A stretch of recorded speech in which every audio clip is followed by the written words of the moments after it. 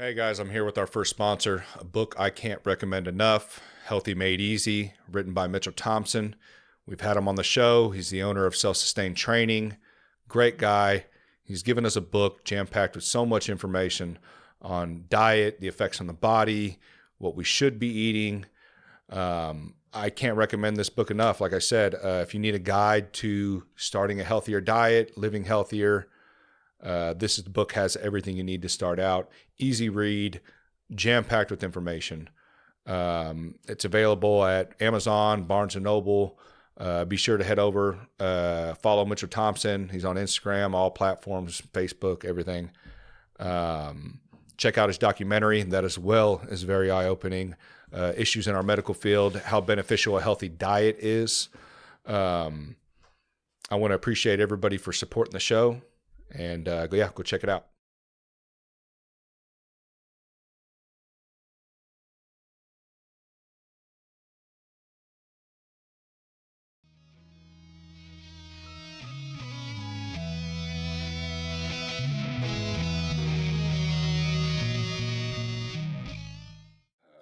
Fight companion fucking episodes, man. Yeah, that'd be cool, dude. I told him, I was like, invite people. Except for I can't get the fucking mics to work, dude. I don't know what's going on with that. That's why I haven't had another one yet. Like for everybody? Yeah, like the last one that we had. Yeah, like the lapel mics? No, yeah, maybe I should get. No, but it's not even that. It's like I couldn't get the fucking mic to work. Like I have 4 mics. I got a mic right there. I got a mic right there, and I couldn't get them to work. We only got 3, I think, to work. For some reason, one of them was fucked up. I don't know why, but I don't know, man. How's your day been going? You good? Yeah, dude. I went and got a haircut earlier. I was like, I've been kind of growing it out. Like, I don't really know what the You fuck don't cut your own hair? So I was doing a 3 up top. You getting lazy on me, bro?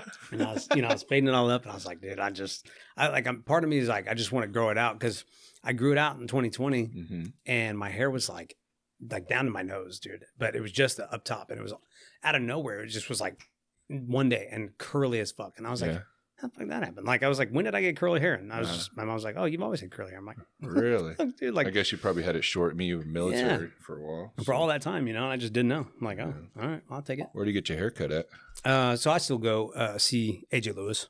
Oh, do you? And nice. Yeah, so at the Fades and Shaves in Lenexa. Oh, nice, dude. I never got to go see that spot. I like it, dude. I thought it was a really good spot. It's just they just have their own, or they have their own room or something like that. Is it? It's kind of like how Abraham was, or is it just like an individual chair? It's more of a building. So there's actually some older lady owns the property, and there's a dog groomer on one side But they have their own like room, right? Like it's like an open room. Is it? It's like, from here to there. Oh, for some reason, whenever maybe it was at a different spot, but it was almost like it was his own individual room. Oh no, so that's AJ Edwards. Okay. AJ Lewis is the female that I. Okay. Yeah, AJ and Curtis. Oh, and then okay. AJ Edwards. Sorry, there's 2 AJs. Yeah. Okay, that's cool. Where's that at? So that's off of Santa Fe Trail and. Okay. Dang, that's a mission, bro. What's that? That's a mission out there, driving all the way out. Oh, yeah, I know, dude, every day. Santa and then, Fe? Driving my truck, man, it's like, you're just burning gas like crazy. I bet, dude. Fuck. The amount of expenses that, like, okay, tax-wise, right? You write off everything. Mm-hmm. That's just how it is. Right. But like last year was the first time I've ever got anything back from the government. Right. Like, ever. Because I always break even. Right. Yeah. Always breaking even. And then, but last year, since I stopped working, like halfway through, like all my expenses still, continued, and I'm like, boom, write everything off. And, but being 1099 is a little different too. You don't have the same. How do you like being a 1099? I like it. I mean, I don't have to do anything. Was it scary in the beginning? Like when did you start cutting hair? So I started, like officially or, unofficially. Well, whatever you want to admit to. Allegedly. Now, allegedly. I started cutting my own hair in like 2010. Right. And that was how everybody starts, right? Or right, other people, like their brother's hair or some shit. Right. So just being in the Marine Corps, like, and I'm sitting there going, I have to have a fresh haircut every week. I was like, well, I might as well just, cut my own hair and save $1, because it was like $15, to get a haircut. I mean, and that's like if you want a good haircut. Yeah. But if you go to, the base barbers, you're getting like $3-5 haircuts, whatever, but they look like $3 or $5, And they used to be like that. Now great clips is probably like $20, isn't it? Oh yeah. Insane. Because I mean, I hear barbers charging fucking $65 a head. There's one dude on fucking TikTok, and don't get me wrong, he's good. Yeah. He's charging $100 a head. I think he's like in the middle of nowhere, Kansas or some shit, Topeka. Oh, I think it's Wichita or something. I don't know. Mexican dude? Yeah. I was like, what the fuck? It gets out of control. I mean, you look at if he can find the clientele, right, do what you got to do. Well, like I got a boy that's in Minnesota, and he's good, but they're charging $65 just for a cut, and I'm like, bro, I know they're seeing all these guys on fucking social media, and they want to get that money. Yeah, and the thing is like, for me, I wanted to, like, I like the connection of people, Yeah. And if I start charging, $60 a cut, how many people that I know are going to still continue to bring their kids if their kids are getting charged $40 a pop? Right. And how many people are going to be able to sustain that? Like, right. How long can you pay $65? Don't get me wrong. You can find your clientele. I mean, there's people with money, right? Yeah. But people also forgetting about the normal blue collar dudes that they ain't trying to pay no $65 a cut. I mean, I remember when I first started going to a barbershop, it was like $15 a cut. Right. And you gave like $5 for a tip. Yeah. And that's how it used to be. Now, I mean, where I go, it's 30. I give them 35. So. Right. And that's fair. That's fair. Yeah. You know what I mean? In these times, I mean, that's almost 20% dip. You know what I mean? It's like 60 something bucks. I mean, like I said, I'm not going to knock you. If you can find the clientele, you just, right.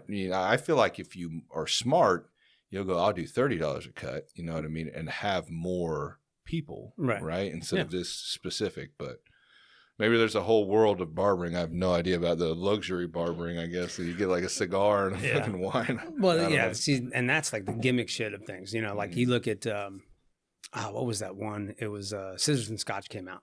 And, they're like all about, you got to use blades only. So like, the old school style. It's not just a haircut; it's an experience. Yeah.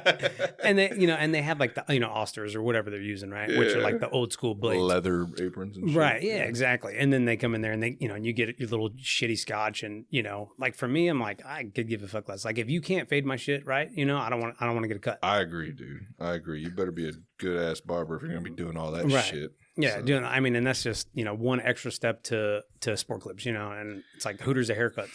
Yeah, and I guess, dude, like I said, like, don't get me wrong, the experience thing is cool. You know what I mean? Like, it'd be cool to walk into like an old barbershop, sit in one of those old chairs, and, have a fucking whatever on the rocks. But I don't know. I just, like I said, I don't know how they're able to do that. Consistently. Keep a booked schedule for 6 days a week. But apparently it's working. They're still there. So. Yeah. And I mean, and the thing too is like, as you get up in price, you get more, quote unquote luxury clients, then I feel like you get more problems with that because then you start, I mean, from my experience, as like my prices got higher, the more, picky people I got, the more people that are, their time's more important than my time. So they're showing up late, that kind of stuff. Not adhering to the schedule. Right. Shit. And then. That's got to be a pain in the ass, dude. Well, because you're behind the chair. I mean, that's literally, you're booked every slot all day, If you're going to set everybody back 15 minutes. Right. Because one dude I've been guilty. Sorry. It happens. Whoever I did that to, I'm sorry. I make sure it's only like one time. And then because I feel fucking bad, dude. Because I'm like, dude, if I cancel, he's going to miss out on fucking this amount of money that I'm going to pay him. Like I'm hurting his wallet. You know what I mean? Like he's not. Hopefully he can find a walk in, but some of these guys don't. Some of these guys have literally, like the guy I go to, he has his one chair and he's by himself. Like, so if I don't show up at that time, he's SOL on, $35. Right. So that's fucked up. People got to think about that shit. That's messed up. Well, and a lot of guys now, they have cancellation policies and fees. Yeah. And, I don't know. It's hard to get behind that for me because, a lot of people don't want to do cards on file, whatever. And again, that kind of defeats the whole purpose of the experience. Yeah, you start losing clientele, Right. Yeah, like or some guys used to be cash only. I remember that shit. It used to be a pain in the ass. Oh, yeah, like Jose's was like that. Yeah, Jose's was like that, dude. Yeah, was his like that? Mm-hmm. Yeah, I think so. Yeah, I used to go there, man. He was a cool dude. Yeah. No, that was where AB was. Yeah, that's where I first met AB. Yeah. Yeah, that was the first time I remember we we were there and I had him cut my hair. I used to go to a different guy, but then he cut my hair and I was like, yeah, I ain't never going back. Dude, AB used to Yeah, beat I know, your, bro. AB would beat your fucking head to death though, dude. He's like, damn, there dude. was a couple of times where I was like, damn, bro, you got me bleeding back here. But towards the end, man, he was like, he was man. And clean, just the dude. conversations, man. I remember he's the one who got me into jiu-jitsu, because you remember when I was sitting at the chair, Yeah. we were talking about jiu-jitsu, and then you were like, hey, dude, there's a 10 Planet in Platte City. Yeah, yeah. And I was like, what? Yeah, dude. I was like, there ain't no, we've been talking about this shit the whole time, and you just bust out with that. I didn't Yeah. even know that existed here. Yeah, because that's where I was going at the you time. were going at the time. Yeah. Yeah. I know. It's fucking crazy, dude. Yeah. Well, And then, honestly, bro, you literally set my jiu-jitsu journey, because if you wouldn't have said that, I wouldn't have showed up to 10 Planet. Right. You know, I think I reached out to Jeremy or Blake online, and they were like, yeah, come in. And then from then, it's like it started. I was fucking ecstatic about it. Fucking went maybe a half a year, I think, and then fell off for like 4 or 5 years. dude, I did the same thing though. But dude, I missed it, man. So Right. like just that one time that I went, bro, like it never left the joy I felt. Well, I remember our conversation about that, because you were like talking about, yeah, man, I really want to get into it because I want to be able to be the guy that can protect my family. Yeah. And I was like, that's big, dude. Yeah. I mean, because you think you can, and then I'm watching all these fucking nerds roll people up like pretzels, yeah. and I'm like, what the fuck, dude? Like, I don't know how to These fight gay at all. nerds. Yeah, these fucking gay nerds out here beating people's asses and shit. Yeah. And they're the sweetest fucking people in the world. Yeah, absolutely. You know, it's like, yeah, teddy bears, man. I don't get, I was like, I didn't fucking understand it. Like, I thought, like, I always had this tough guy persona. You know, I never liked fighting. I was never like a big, like, I'll fucking whoop your ass. Right. But I always try to act like fucking macho and Yeah. hard. You know what I mean? Like, yeah, dude, don't fuck with me, bro. Yeah, don't fuck me. Like, I tried to dress the part and all that, you know, and act like, oh, no one would fuck with me.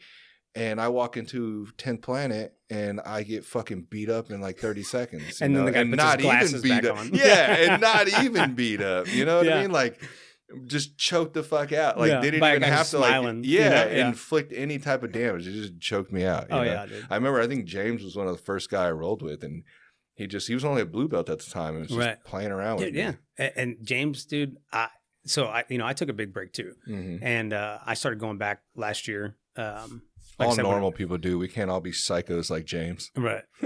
And Go 6 days a I mean, week. dude, I'm so proud of James, dude. Just from the time I've been cutting James's hair for, Yeah. I mean, All right, 6-7 years. Don't give him that much, all right? You're going to Yeah. blow his head I up, all know, right? Yeah. He's an asshole to me at open mat. He knows what I'm talking about. Oh yeah. Oh, dude, yeah. But the thing, man, is like, I love back in the James. day, I used to feel like I could at least do a little something to get away from certain things, dude. I just get manhandled, bro. And I'm like, and it doesn't help that I got my blue belt. Mhm. So I got my blue belt sometime in May. Mhm. It was when Mike Fowler was in town. I was being the ookie for Mike Fowler the whole time. It was like super cool experience, And then like Coach Jeremy surprises me with my blue belt at the That's end. And I was like, awesome, oh, like I couldn't believe it. That's awesome. And then literally like 4 days later, got in a motorcycle accident.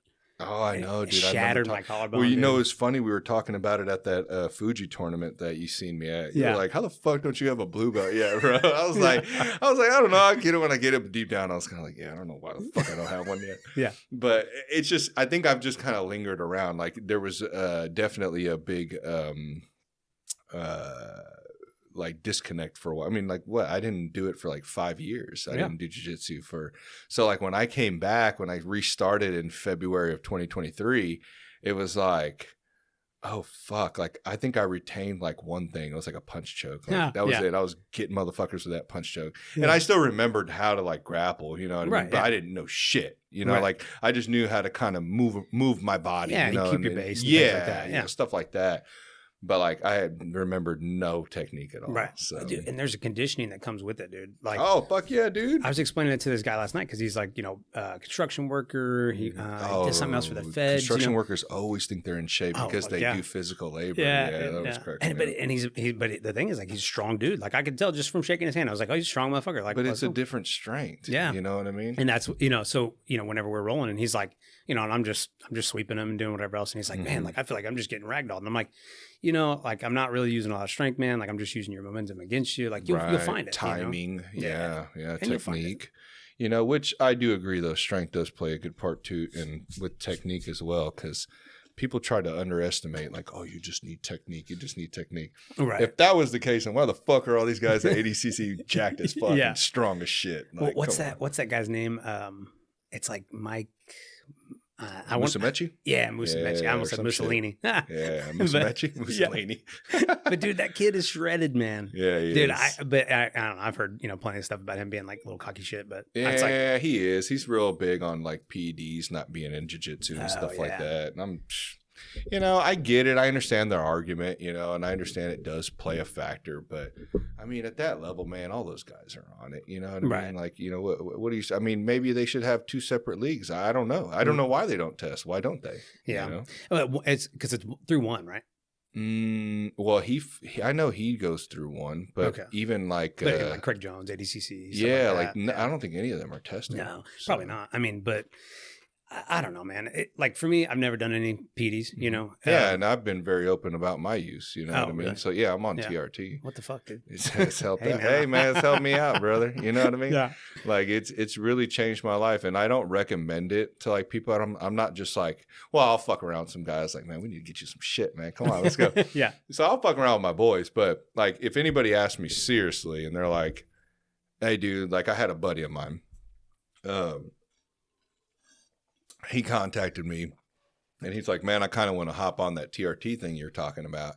And I was like, well, what have you done prior? You know what I mean? Like, are you working out? Are you, eating healthier and stuff like that?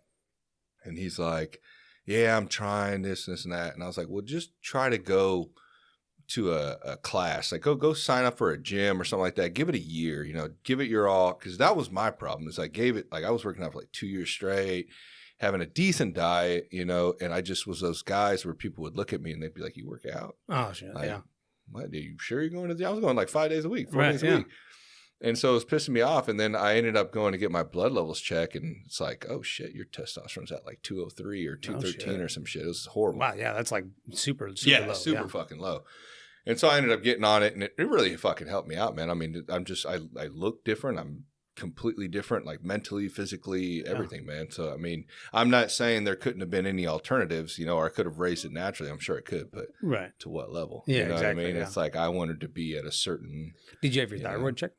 I did not. Oh, I was just curious if there was any. I just got blood work. They just took blood samples and then they looked at it and gave me my results. And, the only reason I'm asking those because sometimes that's like a sign of stuff like that. So yeah, I don't know. Maybe I need to. Yeah. Like, thanks for bringing that up. You might save my fucking life.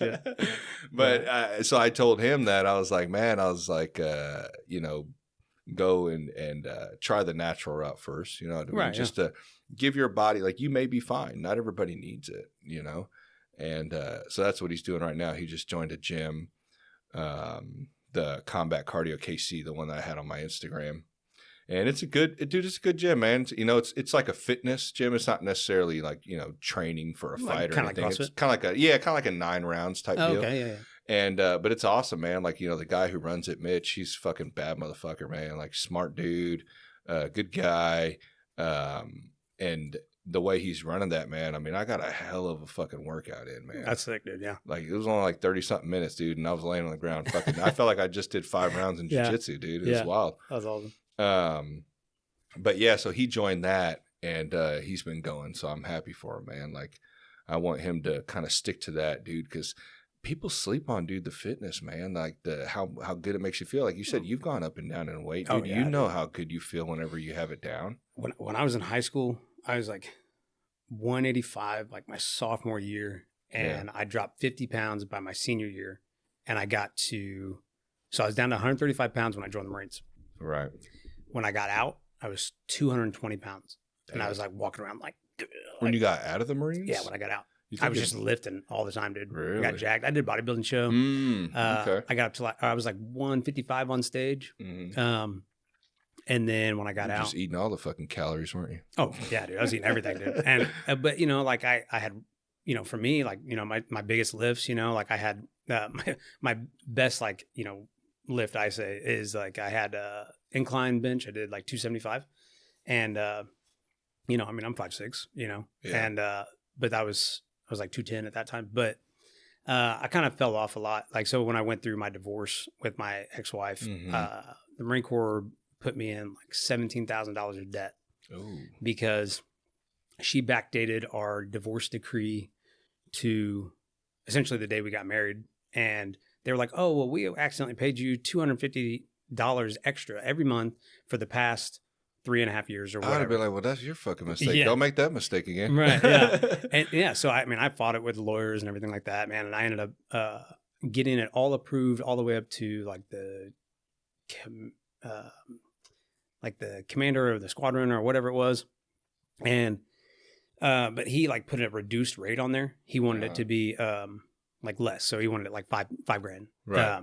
And so it went all the way up to the like head of DFAS, and then it comes back down, and it was not approved because they didn't know why he wanted it to be less. So then I like tried to resubmit it. The guy had already retired by the time that, you know, like it had come back to me, and I was already out at this time. I was working 2 jobs, paid off all that debt and all this stuff. And I'm like, my mom was like, at some point you got to cut your losses. I wrote the senator, Roy Blunt at the time. I wrote him about it. He went, I guess, and did something at DFAS and still never got anything done. But they're like, oh, you need to contact this guy who's retired. And I'm like, and then so years later, I'm actually cutting, and this is the synchronicity of life, right?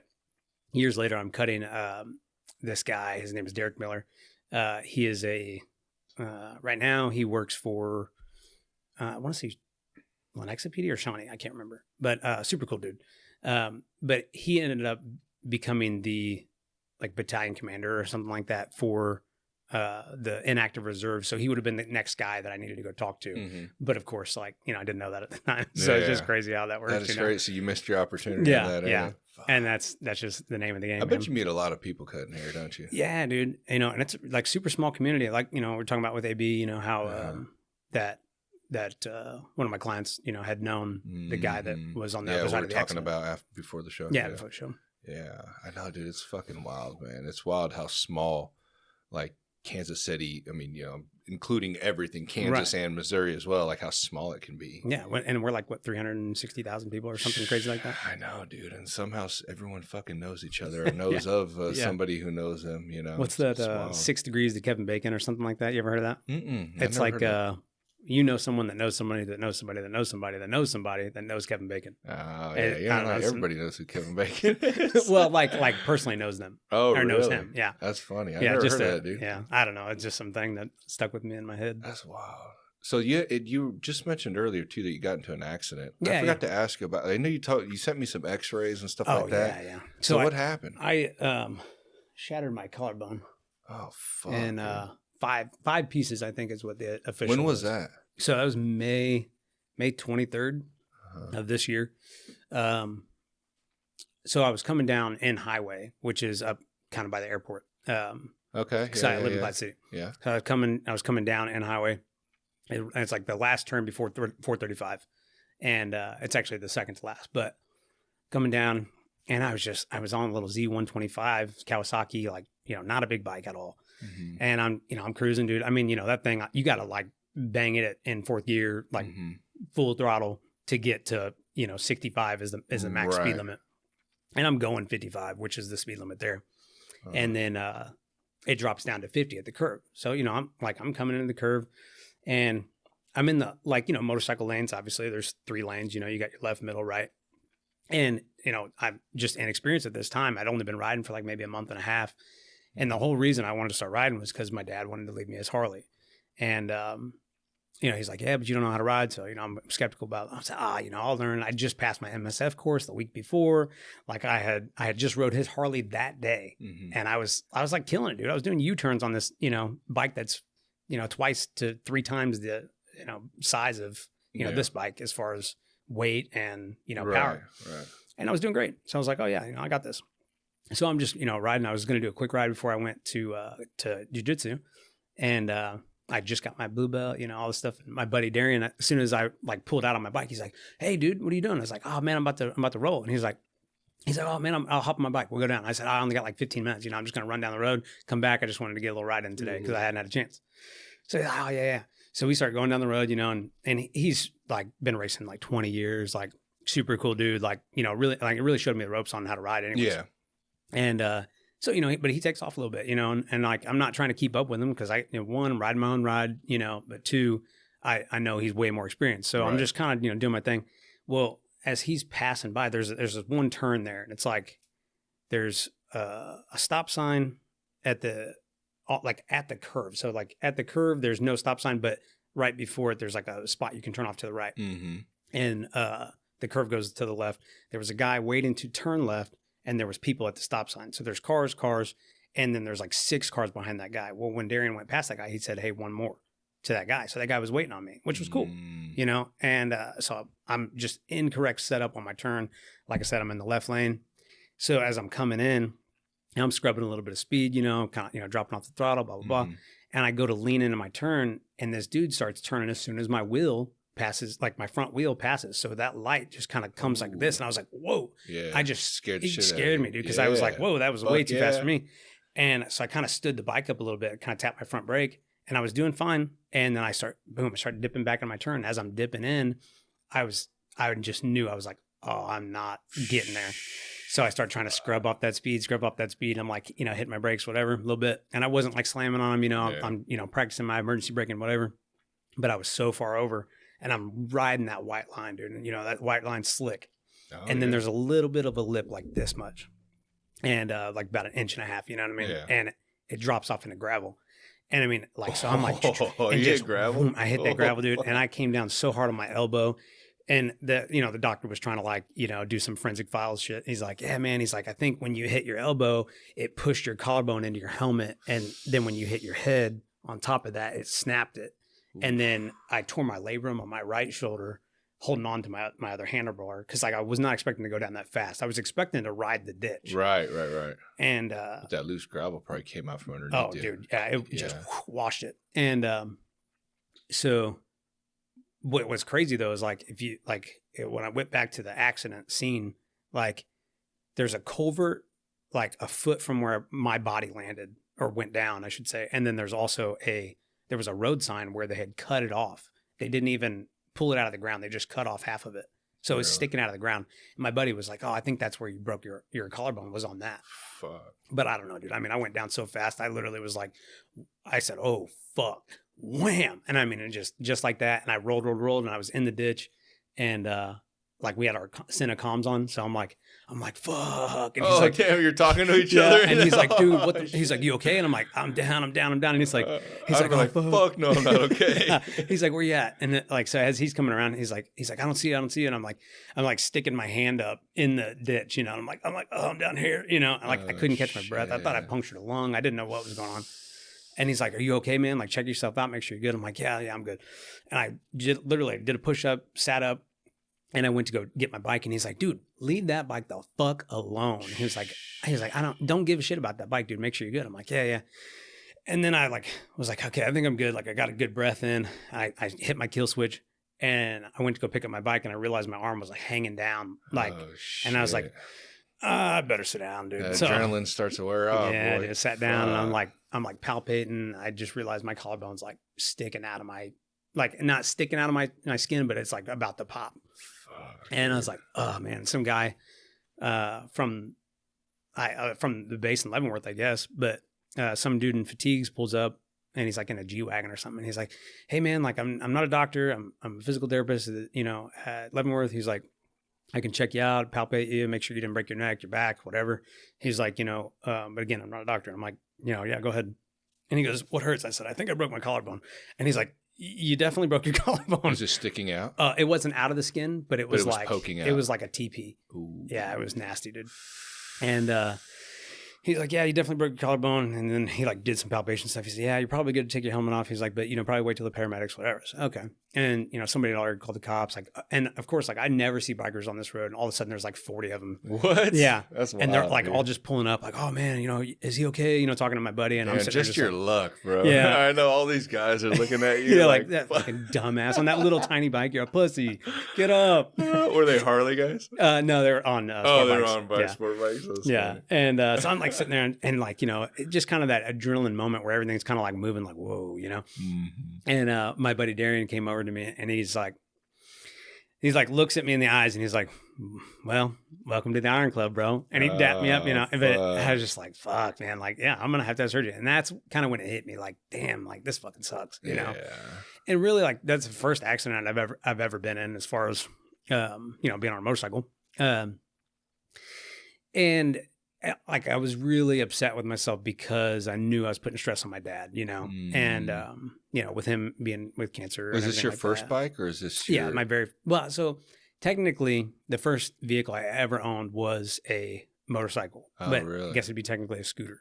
It was a little Yamaha, like nice. 1989, dude. Like Hell I used to yeah, ride bro. that bitch to Apple Market. I worked Fucking in go to Raytown. punk rock shows and shit, bro. With a little basket on the front, dude. Hell yeah, dude. But those are cool, dude. I took my test in one of those. Oh, dude, they're so fun. They're like 50 cc's. Yeah, I passed my motorcycle test on one of those. That's awesome. I didn't know you could do that. That's cool. Yeah. You can use as low, at least in Missouri, under 50 cc's. You mind taking out that? Oh, yeah. Yeah, I'm sorry. It picks up all that stuff. Gotcha. When I took the test, one, I showed up with my street glide. You see how big my fucking street glide is. And I had already been riding like 3 or 4 years without a license. Yeah. But when I had joined the club, like there was kind of like cops watching us and shit, taking pictures and stuff. So I was like, one had followed me and my buddy when we went out to St. Louis. It was kind of like, kind of following shit, looking, because we had patches on. Yeah. And so I was like, dude, I got to get my license. At least if I get pulled over, I'll have that. And I go up there with the street glide. And, dude, it's like little bitty fucking, like little like box you got to fucking follow. Yeah. And do turns and shit. And I tried it. I didn't even get past. I think I got past, or tried to get past the first turn. And it just went completely over. And she had told me before I showed up, she's like, you sure you want to take this and that? Wow. And I was like, well, it's a fucking motorcycle. It shouldn't matter what I have, right? Yeah. A motorcycle's a motorcycle. And she's like, no, they usually bring like these scooter things and ride them. I was like, really? Well, that's crazy. Yeah. And so luckily a guy in the club at the time had like this little Vespa or some shit. And I was like, I need to borrow that. Yeah, and so he let me borrow it, and I threw it in the back of my truck and I took it. Oh man, that's hilarious, dude. Like I just fucking, it was nice, dude. Just, no switching gears, nothing, and bro. It's super lightweight. Like, you're not having to, bear that weight of freaking, 800 pounds or however. Yeah, I know, dude. Yeah, my bike's like fucking 800 or 900 pounds. Yeah. So I was like, and I've had close calls on mine, bro. Like, I mean, I've gone off in the median of a highway. I've had cars almost fucking take me out. Dude. I've been drinking and fucking riding. That's never good. So like, I've had some fucking close calls, dude. So it's scary, man. I can't imagine that feeling. Like, I remember when I went off in the median of the highway one time because I overshot a turn and went out into the grass and rode it, and luckily got my ass back up it. I mean, that feeling of not being in control is scary as fuck, bro. It reminds you you're sitting on a motor and fucking a little bit of metal. Yeah, you're on a damn jet engine. That's bro. It. Yeah, it's wild. I mean, you're sitting on top of the engine, and so after that accident, well, it's crazy just because I was like, all right, I'm selling this bike, like, and it was really just because one, I felt like I'd already outgrown it, but I had just gotten the accident, but I was like, whatever, like I'll have a bike to, whenever I get better. So I ended up buying a Honda CBR 600RR, badass bike. Like I really like it. Of course, it's not a leader bike. Is that the black one you have? Yeah. Beautiful bike. Thank you, man. Thank you. Yeah. And I had to do all kinds of stuff to fix it up.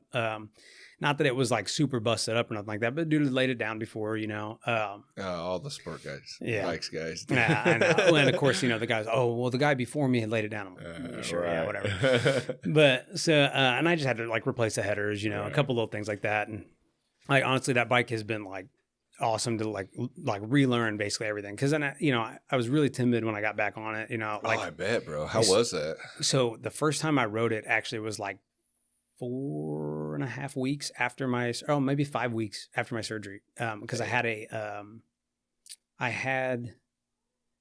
a inspection and I needed to get it licensed, whatever, but I was running out of time. So I was like, and my buddy was going to take it, but he ended up getting held up at work. I'm like, it's fine. I'll roll up there.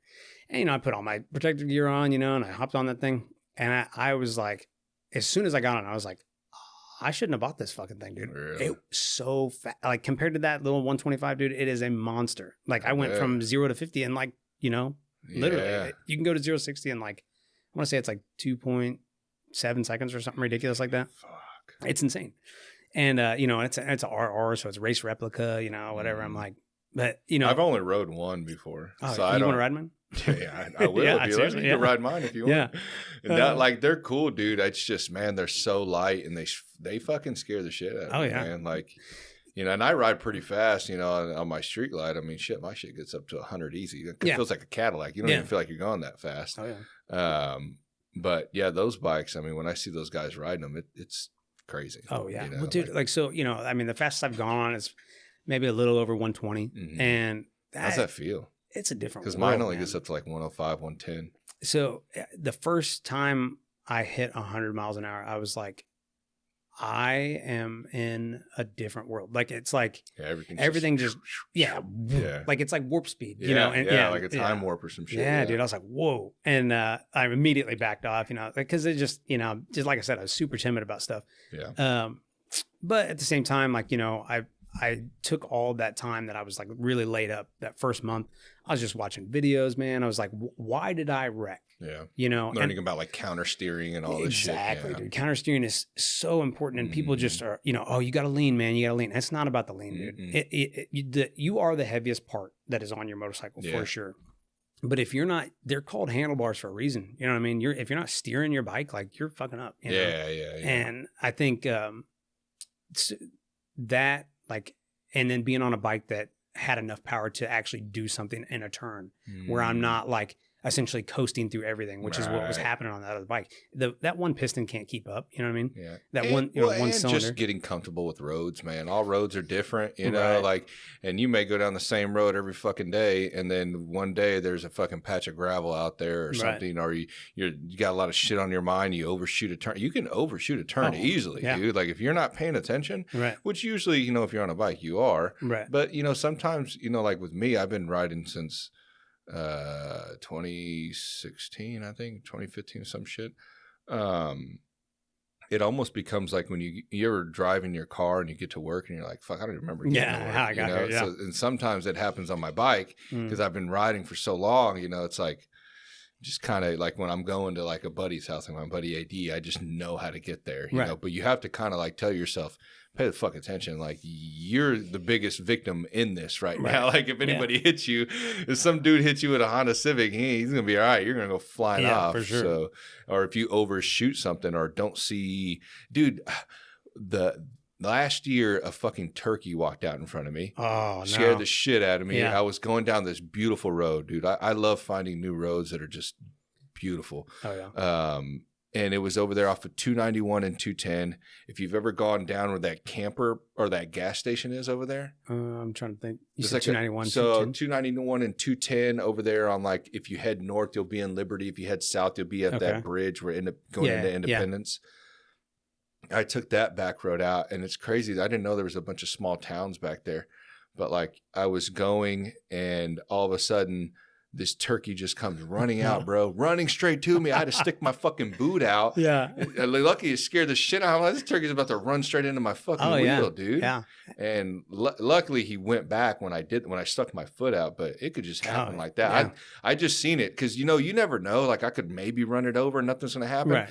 Or he may hit my bike and it knocks, does something. Yeah. Give me a death beat wobble gets in or your some belt. shit. Who knows, man? I mean, knows? My buddy Darian, man, he has like, I swear it's like as soon as we get out and it's like the first ride of the week or whatever. And it's like some turkey vulture is like trying to take him out, dude. I don't know what it is, but that's just. I had one fly out right in front, he flew out of a tree. Yeah.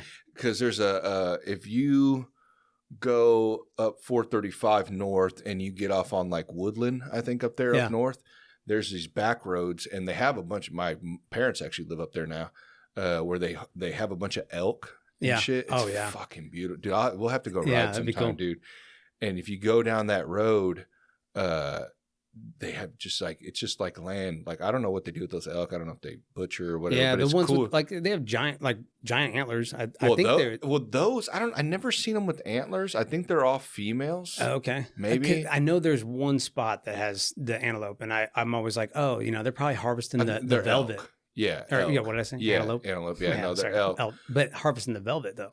Oh, that's what they do with the I didn't think whatever about that. Not the hooves, whatever these things. They're horns. Yeah, they're antlers. Yeah. Yeah, dude. So if you take that road down there and you go through the back roads, I love riding like the country back roads. Yeah. And I was going down, and this fucking turkey just flew out of the tree, bro. Like it almost knocked me off my bike, bro. It scared the shit out of me.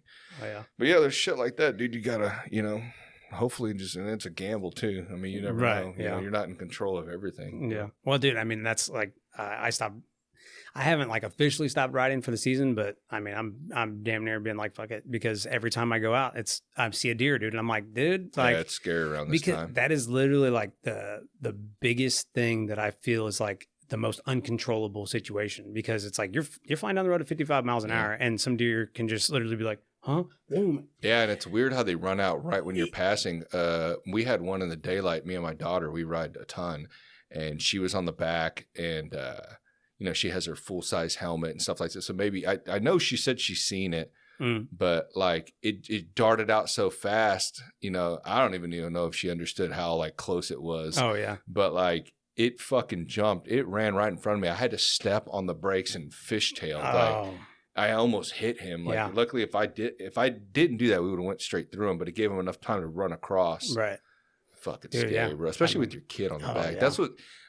I am conflicted on riding with my child. I mean, I do. Right. She rides with me all the time, like, you know, practices and stuff like that. I mean, always would be on the back of the bike with me. But like, I don't know, man, it scares me knowing that one day there could be that possibility where like, you know, she goes flying off, I go flying, you know. Right. I know, and it's the risk of it, you know. And I try to tell myself it's short distances, but that don't matter. Right. It really don't. When they say it all happens, you know, close to home, 5 minutes from home or some shit. In highway is literally like right down the street from me. You know what I mean? And it's like, and that's the thing, is like I rode that road every day for, you know, a month and a half straight. And you know nothing, what I mean? Yeah. And then it's just that one day. And literally. Because I mean, that's the thing, is I was like, okay, like I'm going to learn this, because like I said, you know, my dad's dying of cancer, you know, like he wanted to leave me his Harley. And so I was like dedicated to learning, so that. He rode it too? Yeah. So he rode too. Yeah. So he rode he had a 883 100-year anniversary Sportster. Nice. And I like the Sportsters. Yeah, dude. And everyone talks shit on them, but I like them. Yeah. You know, it's like, oh yeah, that's a girl's bike, blah, blah, blah. Who gives a fuck, dude? Yeah. Dude, and that's the thing, is like, you know, but my dad was really worried about it, because he's like, you know, that has a lot more torque than your bike. And I'm like, Dad, like, I get what you're saying. And like, especially now that I have ridden both, you know, for many, many miles, I know what he was saying, that it has like a lot of torque, but like my bike, my CBR. Yeah, I'm about to say, your bike has like 115 horsepower. And it's like 300 pounds. Yeah. And his is like 70 horsepower, you know? But so there's definitely a huge difference as far as like, you know, power wise. But I just took my dad's bike down to Branson, actually, with one of the pastors that my dad had become really good friends with. Oh, that's cool, dude. And my dad was always like, yeah, when I get better, we're going to go on this ride, you know? And so it's just cool when my dad passed, he's like, you know, a couple weeks later, he's like, hey, you know, I want to go on that ride sometime soon, you know? So we went October 3rd through the 5th down there to Branson. Really? And this was this October? Yeah. Okay. Just this last month. And that's awesome. Dude, rode down there, super awesome. Like, I mean, definitely the best riding experience I've ever had. Like just grooving. I mean, and those hills and mountains and everything, man, is like awesome. Just kind of scary sometimes, though. Oh, for sure. Some of them are high up. Like if you're going down to Branson, the way we've gone, like that, you start going on those hills and shit, and you can see all the way down at the fucking bottom. Oh yeah. Yeah.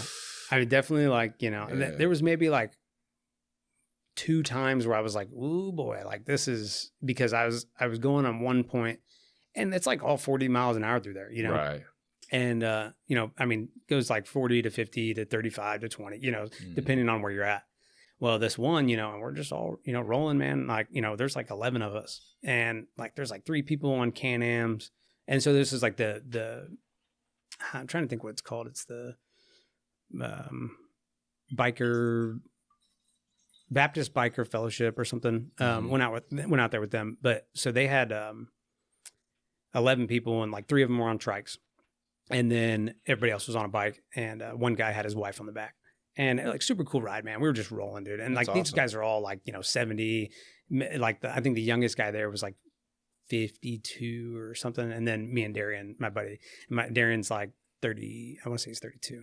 And then, you know, I'm 35 now. Yeah. So, but you know, so we're just rolling down there, dude. And it was awesome. And like, I was kind of in the middle of the pack, and you know, these guys could ride, dude. They were, I mean, scraping peg and everything, dude. Just getting after it. I was like, some of them dudes I'm out on them Harleys, man, they can get down, dude. I got a buddy named Danny, dude. I rode with him. He goes to my jiu-jitsu class. And dude, that guy can fucking ride, bro. Yeah. That dude, I've never seen anybody ride like him. And I know some guys that can ride. I got my buddy Los, he rides really hard. My buddy AD. Yeah. But like this dude's like Next level. I'm like, bro, do you fucking care if you live, bro? Yeah, Holy yeah. shit, dude. And his bike is so fucking fast, dude. I don't even know what he's at right now. I don't know if it's like a 130 something or I don't know what the fuck he's got. You know, I don't know like a whole bunch about bikes. I like them and I ride them, but I'm not like big on like knowing the exact cubic inch and all that shit. But his bike is fucking dope. But yeah, man, some of those guys, man, they'll be just fucking, you'll see them just fucking riding, scraping fishtails and shit. Yeah, so, insane. So the one that like really spooked me though, dude, we were going, man, and everybody's just cruising. And I was like, it was like, I don't know if I was looking at the traffic just to make sure everything was good there. But like all of a sudden I was like, oh, like we are in a 180-degree turn. Oh, like, really? Like literally just like whoosh, all the way around. And I mean, I just was like, all right, like I'm leaning, you know, like that's all, like there was no other way, like, you know, and I just, and I made it through like perfectly fine. But I was just like, you know, my level of riding, like I was like, man, that is like, that's deep, you know? Yeah, dude. But I hung in there, man. It was awesome. I had a great ride. I rode all the way down there with the pastor and then rode all the way back with him too. Nice. And Darian, my buddy, he's on a sport bike. So he was like, I'm not doing that. Like, he's like, I'm trailering, bro. Like, I'll see you there. Yeah, I don't blame him, dude. Like, dude, we went on a trip down to, we were supposed to go to Monument Valley in Utah. We only made it to Texas. Yeah. But we rode Route 66 for a while and stuff like that. So that was fun. Yeah. But yeah, man, I mean, riding that far, man, it's no joke, dude. And your ass takes a fucking beating. And I was on a cruiser. Yeah. You know what I mean? Yeah. And my ass is still taking a beating. Yeah. I even have an inflatable fucking pad that I put underneath and still taking a beating. Yeah. I actually think I might have forgot it on that trip. I literally bought it for that trip and forgot it. Oh, man. But yeah, man, I mean, the sun was beating on. It was like 110 degrees in Amarillo, Texas. That's where we ended up staying at, which, dude, Amarillo's fucking dope. People sleep on that little town. Really? Yeah. Yeah, it's fun, man. But even the ride there was so dope, dude. Like, you'd kind of be in a desert and then you'd be back in just like a normal, you know, fucking on a highway. And like, it was neat, man. It was a really cool ride. I don't know how far you've ridden, but like I recommend like anybody who rides go on like a nice little trip, like an 8-hour or fucking 10-hour trip. Really, yeah. Yeah, it's fun. That's the furthest I've gone is down to Branson. That was pretty cool. Yeah, dude. Like once you start going other places, man, like it's like I want to go to Monument Valley. That's like my biggest one, dude. It's that stretch of road on Forrest Gump. Yeah. Like even when he's running on it and he's like, I think I'll go home now. Yeah. Dude, that fucking road, all the pictures I've seen, dude. Oh, I don't know why it draws like it like I need to go there. I want to ride that fucking road. I don't know why, dude. It's weird. Yeah. Like people don't understand it unless you ride, you know? But it's just something I've been wanting to do. And there's a couple of other places I want to go to. I want to visit Silverado City in California to watch the Born Free show out there. It's like a chopper show. Oh, cool. They also come to Texas as well, but that's what I'd really like to do. I just had my 1975 Kawasaki KZ400. I saw it was on sale. I fucking sold it, man. Yeah, I kind of needed the money at the time. I'm like, fuck. And plus the kid who bought it, like he's already like got it all back together. Oh, that's cool. And, you had all the parts for it. Yeah, I had everything too. I just wouldn't put it back together. It's like I just lost complete motivation. And but he ended up getting it all back together. We're gonna shoot hopefully a little episode for I have that motorcycle channel. Yeah, with him. Cool. I have a motorcycle channel called Mid-Map Moto. Oh, sweet. And we're not as consistent, but, you know, I document sometimes when we go out for these rides or go to events and stuff like that. Yeah. So it's just cool. It's almost like a memory bank, man. You know, like when we look back, we can kind of have these videos to like laugh about and shit like that. So same with the podcast. Yeah. And that's the cool thing I think about, you know, the internet and stuff now. You know, it's like, it's become like the cloud storage. You know what I mean? It's like, I mean, dude, I'm so thankful for all the pictures and cool things I have of my dad and, you know, voicemails and like messages and things like that, where it's like, you know, he's got these like, you know, the memojis. I don't know if that's what they're called, but it's like when your face like turns into an animal or it makes your own face, you know, whatever. Yeah. But he like, when that first came out, he sent me a bunch of those little videos like, hey buddy, just trying to figure out how this thing works, you know? It's like, and he's like smiling, you know, but you can see smiling on the thing. It's just cool. I know we talked a little bit off air about that, but I know it was recent when your father passed. You said August, right? Yeah, August 10th. August 10th. Yeah, man. And you guys are really close. Yeah, super close, man. So yeah, my dad was my best man at my wedding. You know, like just grew up, just fishing. And, I always there, man. Like in my worst times, dude, like when I found out my ex-wife cheated on me, dude, I was literally at the range that day. Yeah. Man, and I was pistol qualifying for, military police, yeah. I did, what's called like the fleet assistance program. And like my original MOS was, 0623. I was a radio operator. But I operated a very specific radio, but I won't get into it because it's like nonsense. It's like it was already obsolete whenever I started doing the job. But so whenever I first got to the fleet, this guy had fallen and broken his arm and on this like trail run that we did, and like he like snapped his arm like 3 places, like just falling over like a branch. And so they're like, hey, like you're the new guy, you're up. And I'm like, okay, like I can't say nothing otherwise. And so I ended up going to the military police thing, and I did it for like almost 2 years. But so like I'm on the range qualifying, and I was like, I actually just had to use the bathroom, and I had just found out like that morning or that like night at like 2 a.m. or something like that. And I went to the bathroom, and you're supposed to get cleared when you get off the line. Like they're supposed to like, check your pockets, make sure you don't have ammo, blah, blah, blah, blah, blah. And they were just like, yeah, go ahead. I walked to the bathroom, and I'm like, I have a loaded gun in my hand. And like, I just lost like, the idea that I was like, never going to have that thing that I wanted, which was, like long-standing love, relationship, kids, the family, deepest betrayal I'd ever experienced at the time, Oh, yeah. And I mean, dude, I put the gun in my mouth and everything. I was staring at myself in the mirror. All I could think about was my family, dude. And so my parents, like, and I called them and everything after that, and and I never really told the Marine Corps, that was where I was at the time. I did, later and stuff like that through therapy and whatever else, but my parents dropped everything to be there for me, man. And that's why, like, I'm so thankful that I could have the opportunity to drop everything I had going on in my life to be there for my dad when he needed me the most. Yeah. That's a tough situation, man. And, a lot of people go through that. You know what I mean? Like that betrayal, man or women.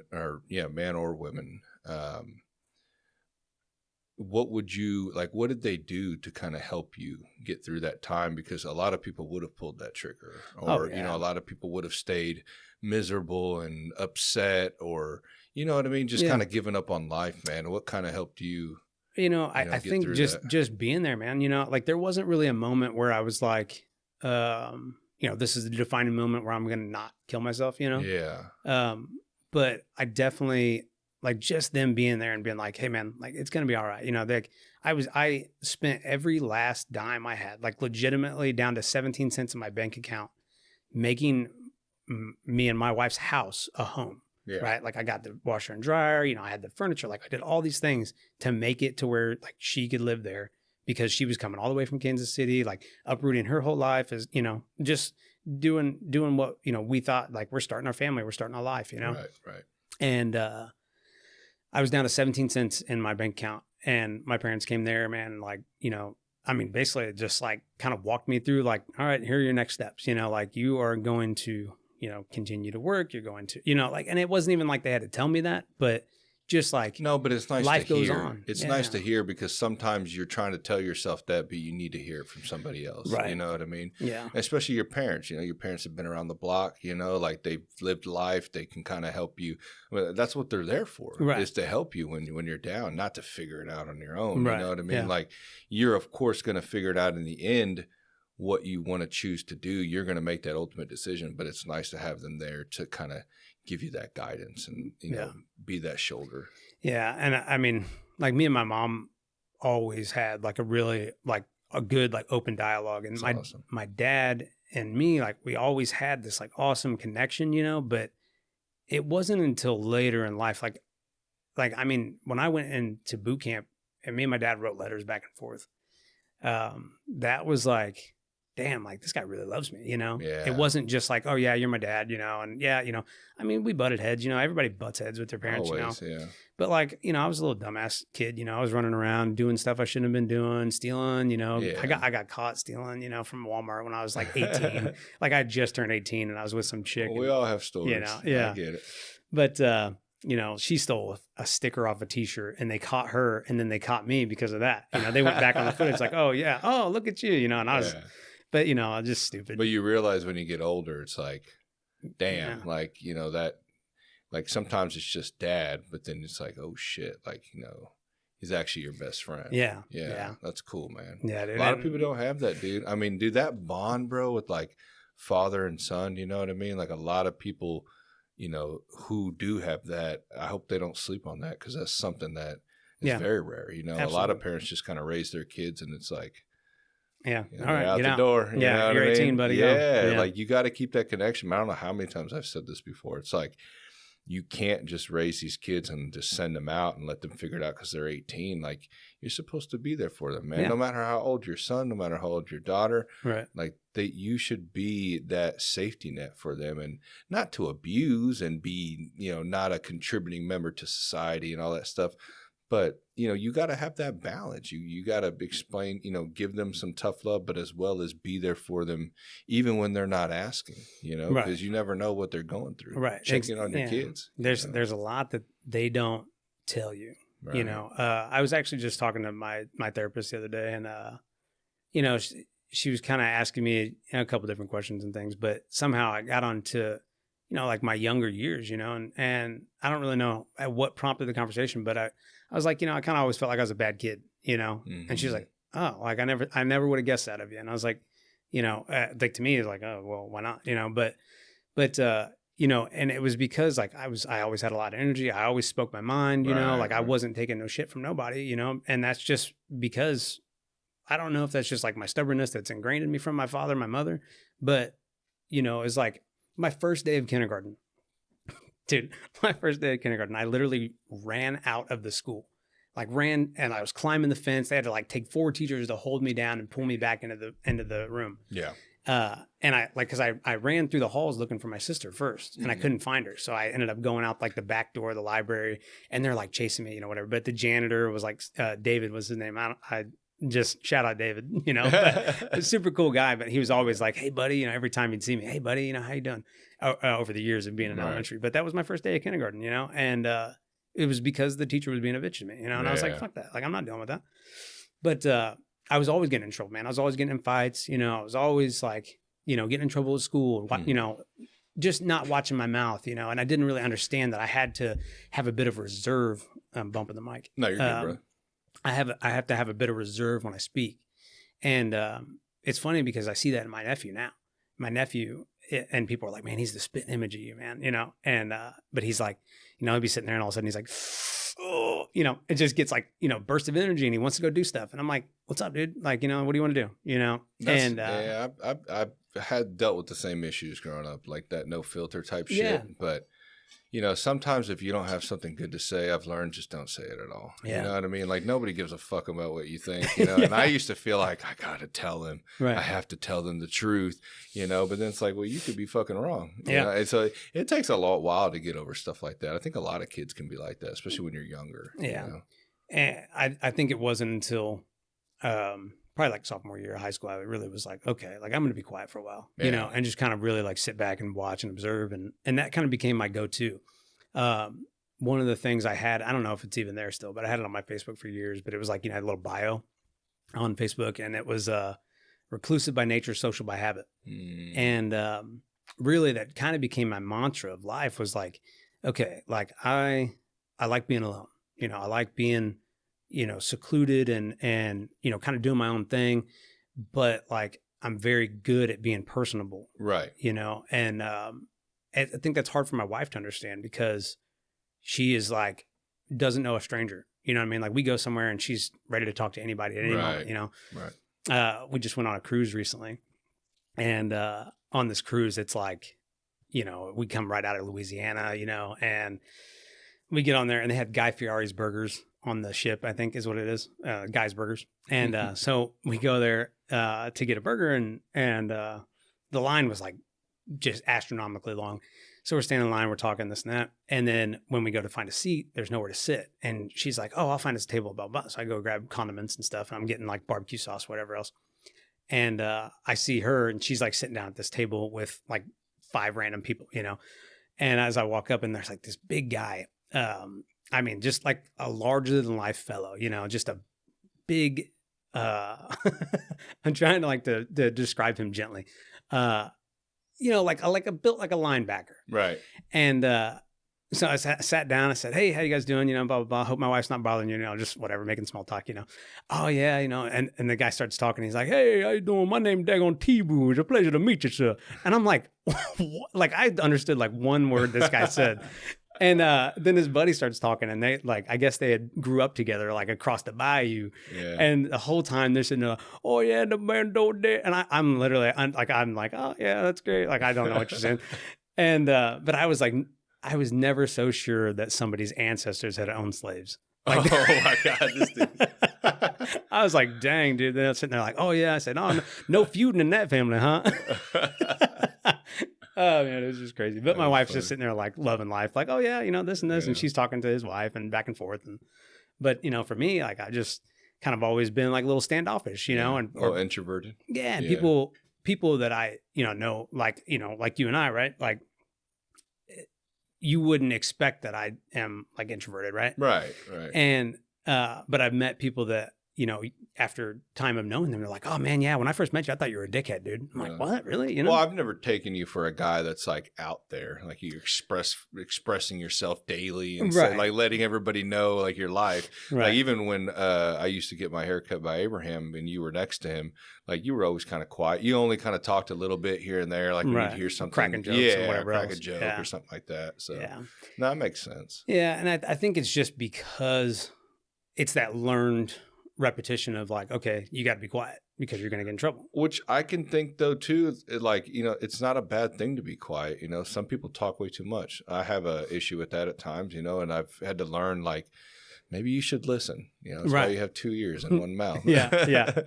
So, you know, I've had to kind of dial things. You know, there's appropriate times and not appropriate times, and you kind of learn that as you live through life. Right. So, well, and I mean, I almost feel like nowadays it's like they almost, I say they, but you know, people try to excuse behavior with diagnoses, you know. Oh, so he's got ADHD. Yeah.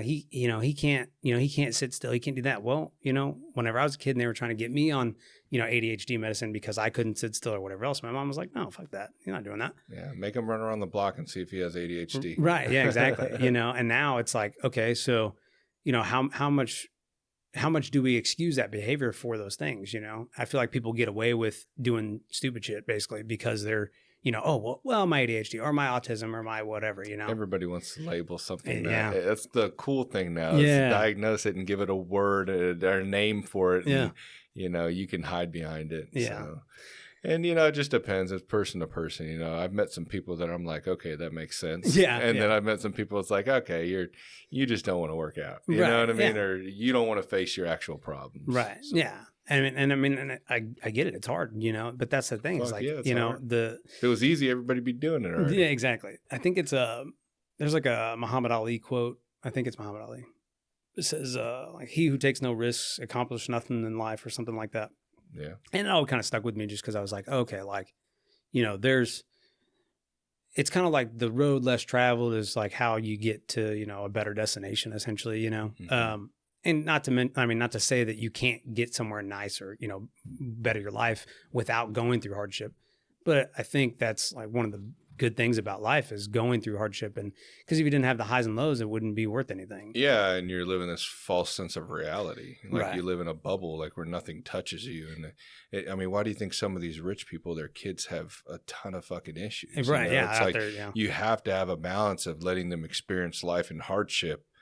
You know, and there is a balance. Like you can't just completely let your kids go through shit. Yeah, or run wild. Or run wild, or the opposite. Yeah, like there has to be a balance. You know, but trying to find that balance is going to differ from family to family. You know, you can't tell everybody to put their kids in jiu-jitsu. Right. You know? Not everybody's going to do that. Which, you know? I don't know, man. I feel like martial arts is a very good tool to instill discipline, but I don't.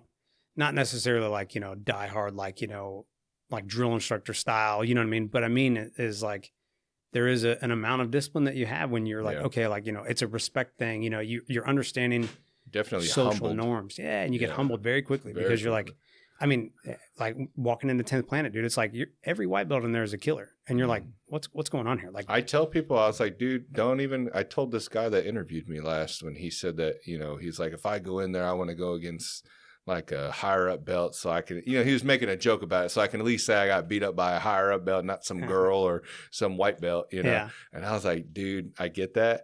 But like, even like a 6-month white belt is probably going to fucking submit you. Oh, yeah, You know what I mean? And it, yeah. it depends on the individual. I usually can look at a person and tell, at least a little bit, but Yeah. he's not like a fucking 6'5", 275-pound, linebacker. So, Yeah. but like if you go against just like any average dude, like you go in there and, I've even seen some guys come in that were pretty muscular and athletic, Oh, yeah. and they just still get fall apart. Yeah. Dude, I mean, it's just a different type of, yeah, strength, a different type of skill. Absolutely. I think, and we underestimate or we overestimate, I guess you would say, in a sense, like our capabilities. Absolutely. So. Well, especially if you work out, right? You think, okay, I know how to use my body, but you don't, just because you lift heavy things. Right. Yeah. And isolate a muscle, you know what I mean? Yeah. But how many stabilizing things? Like, I mean, dude, I've worked out balance. Yeah. Balance is a big thing. Absolutely. But like I've worked out majority of my life, you know what I mean? And I've taken breaks here and there, and I've literally taken years off, but still it's like you go back even after like I worked out for like, I want to say 3 months again, like once I was like, okay, like I need to really start losing some weight. Cause I got to like 255, after my dad was diagnosed and stuff, of just eating my emotion. So I started lifting weights and I got down to like 215 before I started going back to jiu-jitsu, because I was like, that was my goal. I wanted to get back into and going back to class and stuff. Right. And it is a different kind of conditioning, man. You literally go in there and like, doesn't matter how much you lift or whatever else, like you will get absolutely folded by some, kid who's 135 pounds and, has wrestled for 2 years in high school and then is now a 6-month white belt. Like, yeah, dude, I just rolled with Alive. I've been going down there a couple of times for the open mat they have. Oh, dude. yeah. And it's a dope ass gym. And a lot of people go down there.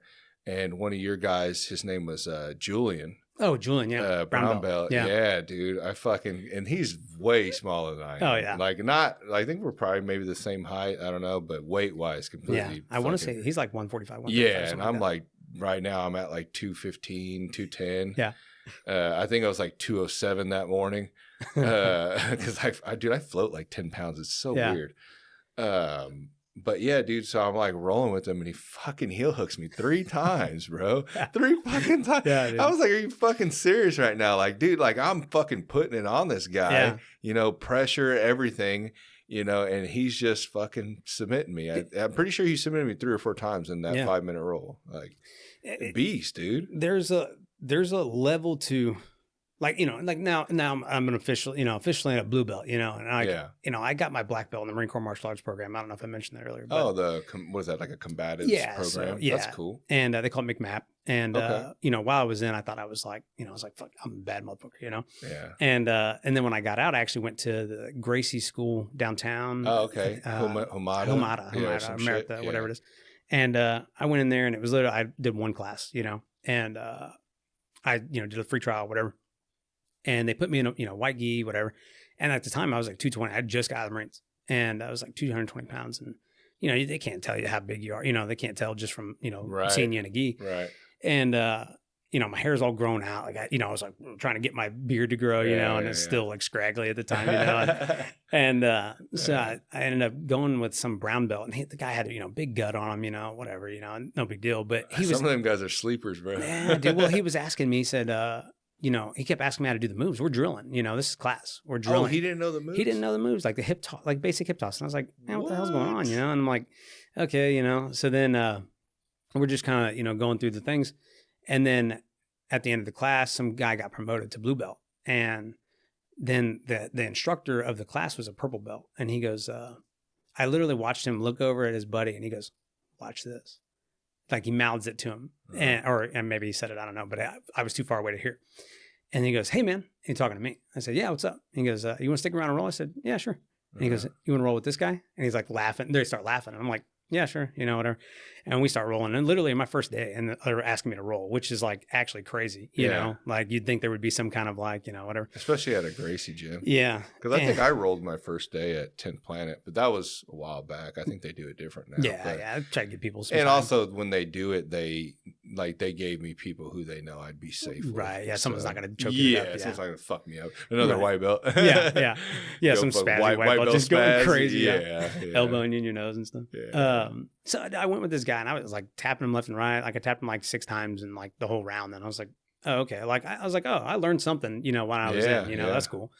And then the next role I had was the head instructor, and I can't remember his name, but it was Michael or something. But anyways, he comes out and dude folded me up 10 ways to Sunday, which was awesome. Like, it's like, oh, cool. Like, so I'm not like the baddest in the world. Right. Or you're not at a shit gym. Right. Yeah. And, but I was like, that just really rubbed me wrong, like having this like dude be like, yeah, watch this, I was just like, what the fuck, man? I've seen that shit before. Yeah. And then actually I went to Leavenworth, probably like 2 years later. I was going to Leavenworth for a VA appointment, and they had messed up my appointment. I was supposed to be there at like 10, I thought, and I get there and they're like, oh, your appointment's not till next week. And I'm like, what the fuck, so I end up, and I had to like leave whatever I was doing at the time. I think I was going to school actually at Paul Mitchell. And for a barber. Yeah. And with technically a cosmetologist. So, and that's what AB was too. Right. Yeah. Okay, but whatever. In Kansas, you can use a straight razor if you're a cosmetologist. So you kind of get away with it. Okay. But so anyways, on the way back, I was going back to my parents' house in Smithville, and I literally am listening to Joe Rogan podcast with Eddie Bravo on there, and Eddie's like talking about 10th Planet. I'm like, man, I wish there was a 10th Planet in Kansas City. And I literally am like, look over and I'm like, what the fuck? I like literally like skirt, like pull over, like. Oh, you passed by it? Yeah, literally passing right by there on Branch Street. So is that where you're from? Are you from Platte City? No, I'm from Kansas City, Missouri. Oh, okay. Like Independence Avenue is where I was born. So what were you doing? You were just. My parents lived in Smithville. Oh, at the time. Okay. And but I stopped, and of course nobody's there because it's like middle of the day, and it's like, God, dang it. So I ended up calling the number, left the voicemail. What year was this? This was like 2017 or 18, one of the two. So like a year before I went? Yeah. Okay. Yeah. And I think I started in 2018 or 2019. I can't remember. I'm trying to think because I graduated from Paul Mitchell in October of 2018 and then started at Miracles like January of 19. So it would have been 19. Yeah. I think that's what it was. But yeah, so I went there, dude, and I went from like, I was probably like 215 at the time. I got down to like 193. Yeah. And then once I started like work started really picking up at Miracles, it was like, I don't want to be that guy that shows up 40 minutes late to class, like, and just to roll, Yeah.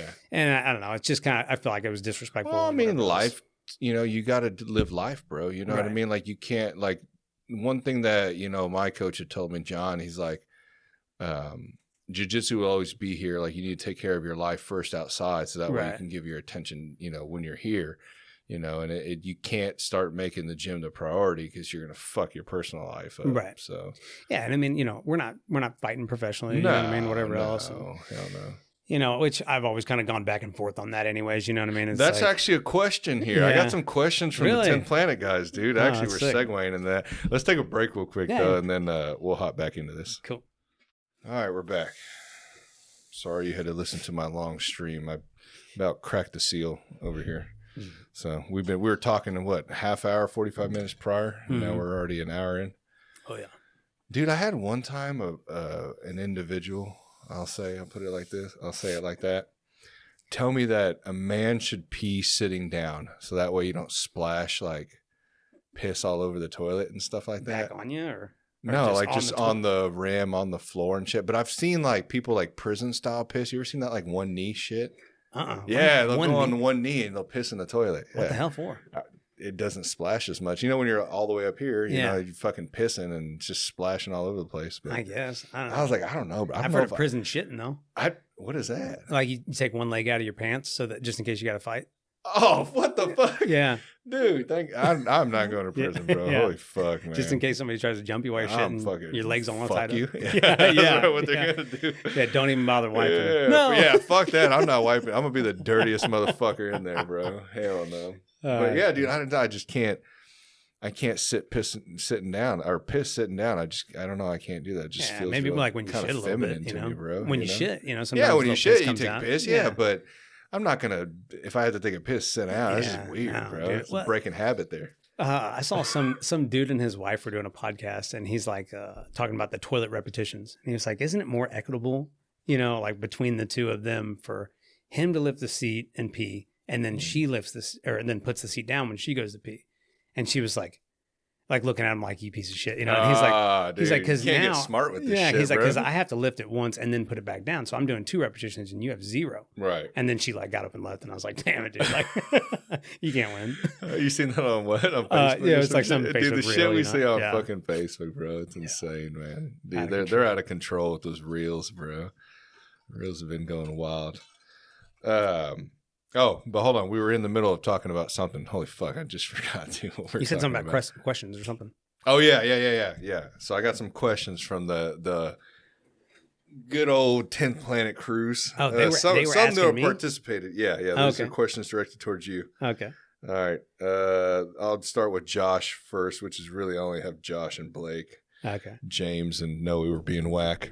Gotcha. And Jeremy was being whack too. So Josh asked, does the government have the tech to keep aliens under wraps for this long? He wants to know. What do you think about that? I think so, but that's just my own personal belief. I have 0 evidence to back it up, other than I support you, dude. So yeah, you're in a safe place right now. So speak your mind. Have you ever heard about on the first Apollo mission, they saw something and cut the transmission? I've seen that. I've seen that they faked the moon landing. Yeah, it was done in a controlled training center and all that shit. Yeah, dude. And so I'm like, okay, why haven't we been back? Right. Well, the Van Allen radiation belt has always been a question. That whole thing where they're like, "Oh yeah, how'd you guys get past the Van Allen radiation belt?" And they're like, "Did we what?" Well, I've never heard that one. That's actually pretty interesting. I need to look into that one. It's basically this giant band of radiation that surrounds the Earth, that the upper atmosphere, and we can't get past it. Really? And then now you got these guys going, "Oh well, we'd love to go back to the moon, but we don't have the technology." Well, it's like, how do you lose something that we had 60 years ago? Right. Well, I've heard always funding was the issue, but NASA gets a fuck ton of money. It's like $50 million a day. Yeah, it's something insane. Insanity. So yes, that. And then he wants to know how long, and I don't know what this means. How long until you champ in RL? I don't know what that means. That's Rocket League. You guys play Rocket League? I used to play Rocket League. Rocket League, dude. People sleep on fucking Rocket League, bro. Dude. And they're still playing that shit. Yeah, dude. Competition level, dude. Like people are going crazy. And so Josh has been really getting really just coaching me through it, dude. Like, I mean, I Josh looks like a Rocket League player, bro. Yeah. I could totally see that. What's funny is I don't know if he'd like this or not, but I've always been like, Josh and Dustin Poirier look very similar. Oh, shit. Do you see it? You know what I mean? Josh and Dustin Poirier? A little bit. Yeah, I don't know. It's just certain angles. Yeah. A lot less tan. Well, that's because he needs to go down to the bayou. Yeah, he needs to go down to the bayou. He needs to cut some bayou weight, too. Shit, yeah. Yeah, you get to 155. Well, Josh wrestled at 170 or something like that. He's definitely not that right now. Yeah. Josh. Get in the gym. Dude, I remember He's one been time. cutting weight, dude. He looks good. Yeah, no, he looks good now. I like fucking with him when I see him. Last time I see him, we did the TBAP fight companion. Yeah. Showed up with the O'Malley wig on. I was like, this awesome. guy. Josh, sweetheart. I like that guy. Yeah, when I first started rolling with him, though, dude, I don't know what the hell was wrong with him, but he was just going nuts on me one time, dude. Just fucking. He'd be there, he'd be here, he'd be over here. I mean, dude, it was so insane. And he had just started, but he had the wrestling background. Oh yeah. But he really opened up my eyes to not knowing shit. Oh yeah. And at the time I was like, yeah, he wrestled in college and wrestled in high school. But how the fuck is he this good? He didn't even know jiu-jitsu at the time. And he was just controlling me and fucking so fast. It's weird to roll with him now. Yeah. Because he's so smooth and slow. Yeah. But I remember that first time we rolled, dude, when we first started, because we started around the same time. I mean, it was insane, his speed and athleticism. Dude. Oh, yeah. Dude, well, I mean, that's the thing is I was telling actually Josh. And he's strong, dude. Yeah. When you look at him, you don't think he's fucking strong, dude. Yeah. Like break your back strong. Yeah, like an ox, man. Yeah. I was like, holy fuck. His buddy was in town. I think they're leaving today or something, but Tyler was in town, and him and his wife came to class last night. And, so me, Tyler, and and Josh were drilling together, and then afterwards they rolled, and like Tyler's just sitting there like, afterwards, and I was like, he's always been like this, like, you know, don't like. Has he ever trained before? So Tyler? yeah, so Tyler is a white belt, and in California, somewhere in California, okay. they train up there. Maybe Alliance, I think is what it was. Yeah. And his wife's a blue belt. That's And cool. and so I asked her last night. I said, "Yeah, like, is it like bring you joy knowing you can just fold them up whenever you want?" She's like, "Yeah, like, you know, sometimes, but yeah." And they were super cool. And like I actually forgot that I'd cut Tyler's hair before, but I don't know what it was for. But he was like, "Yeah, you cut my hair one time." I was like, "Oh, that's funny." Yeah. How many people do you see in a fucking day, no shit. or a week? Yeah. Yeah, that's cool, man. Yeah, Josh is fucking something else, man. But we don't want him to know. Josh, don't listen to this. Yeah. Yeah. But nah, that's crazy. Oh yeah, and so next question. Hold on, next question. So how long? How long are you gonna be? I mean, I'd like to be. Let's see. So I'm on the. What does he mean by champ? Like, so there's levels, right? There's like bronze, silver, gold, platinum, diamond, champ. Well, so there's champ, and then there's grand champ, and then SSL. SSL is like the highest. Right. But so, and there's like 3 ranks of each one. So, you know, you get bronze 1, you know, so on and so forth. And then, so right now I'm platinum 3, like division 3, which is like, you know, not the best by any means. And Josh is champ 2, I think. So that's like, but like I said, there's levels to this shit. Like, you know, it's literally like platinum and then diamond. Like that transition is like, still feels like a lot to me. Really? I've been playing for like 3-4 months. So like to get to where I'm at is like, you know, decent, you know what I mean? To go from like, so you just started? I just started playing but I played it originally in like 2016 or whatever. Yeah, I was gonna say that's kind of around when I played it. 2018, 2019 is kind of when I played it with my brothers. Yeah. I miss those days, dude. I don't online anymore. Really? Yeah. Yeah, I haven't done it for years. I remember I would do it during the wintertime a lot, and yeah, it was good times back then, dude. Like we'd just sit there. I'd always buy like a 6-pack or something, just start fucking playing. Just bullshitting, yeah, dude. Yeah, and that's talking shit on. Yeah, dude, yeah. That's the way to do it. But I don't know, dude. But then afterwards, after like 2-3 hours of being down there, like I couldn't barely even be down there that long. It used to be like an hour and a half, 2 hours, and I'd get bored. I just kind of feel like I was kind of wasting. Like I had other shit I needed to get done, and I was kind of just avoiding it. But that I was kind of playing a lot at that time, but then I started sticking to like seasonal more just during the winter time. Right. You didn't have much going on. Yeah, you can't really get outside to go do stuff. Yeah, I can't really get outside, you know, and at the time I wasn't really doing much. So, you know, it's funny that you said wasting time. And like, I realize you're not trying to shit on games or nothing like that. I'm not. I think it's cool. I wish I had the fucking time. Right. I probably would. I mean, it's just a lot of money to invest in only playing maybe once a week. Right. You know? Well, so Rocket League's free now, which is cool. Oh, that's dope. I didn't know that. Because Epic bought it, the people who own Fortnite. So everything like cosmetic is where you spend the money. Right, right. But, you know, it's just funny because whenever I was growing up, like when I was like 16 or somewhere in there, I played Halo 2 and I was like very competitive at it. Like I was literally like a top 50 at one point in the world. Really? And I was literally like beating like people that went MLG Pro and made millions of dollars now. You know what I mean? Fuck, and dude. I was killing it. And I was going to go to MLG Chicago in 2006. And me and my buddy had like mowed lawns and saved up money and all this stuff like that. And we got like $300 a piece. So we had enough money to get to Chicago and get a room, and we had no other money to get back home. And we were going to do it. Yeah, my mom was like, quit trying to waste your life on video games and blah, blah, which at that time, you know, video games weren't making money. You know? Right.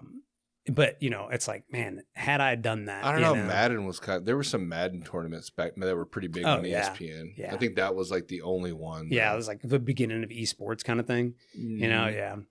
So, you know, it's just one of those things. Like I was really like discouraged from video games when I was younger, even though me and my dad played them together all the time. But as far as like doing it competitively or anything like that.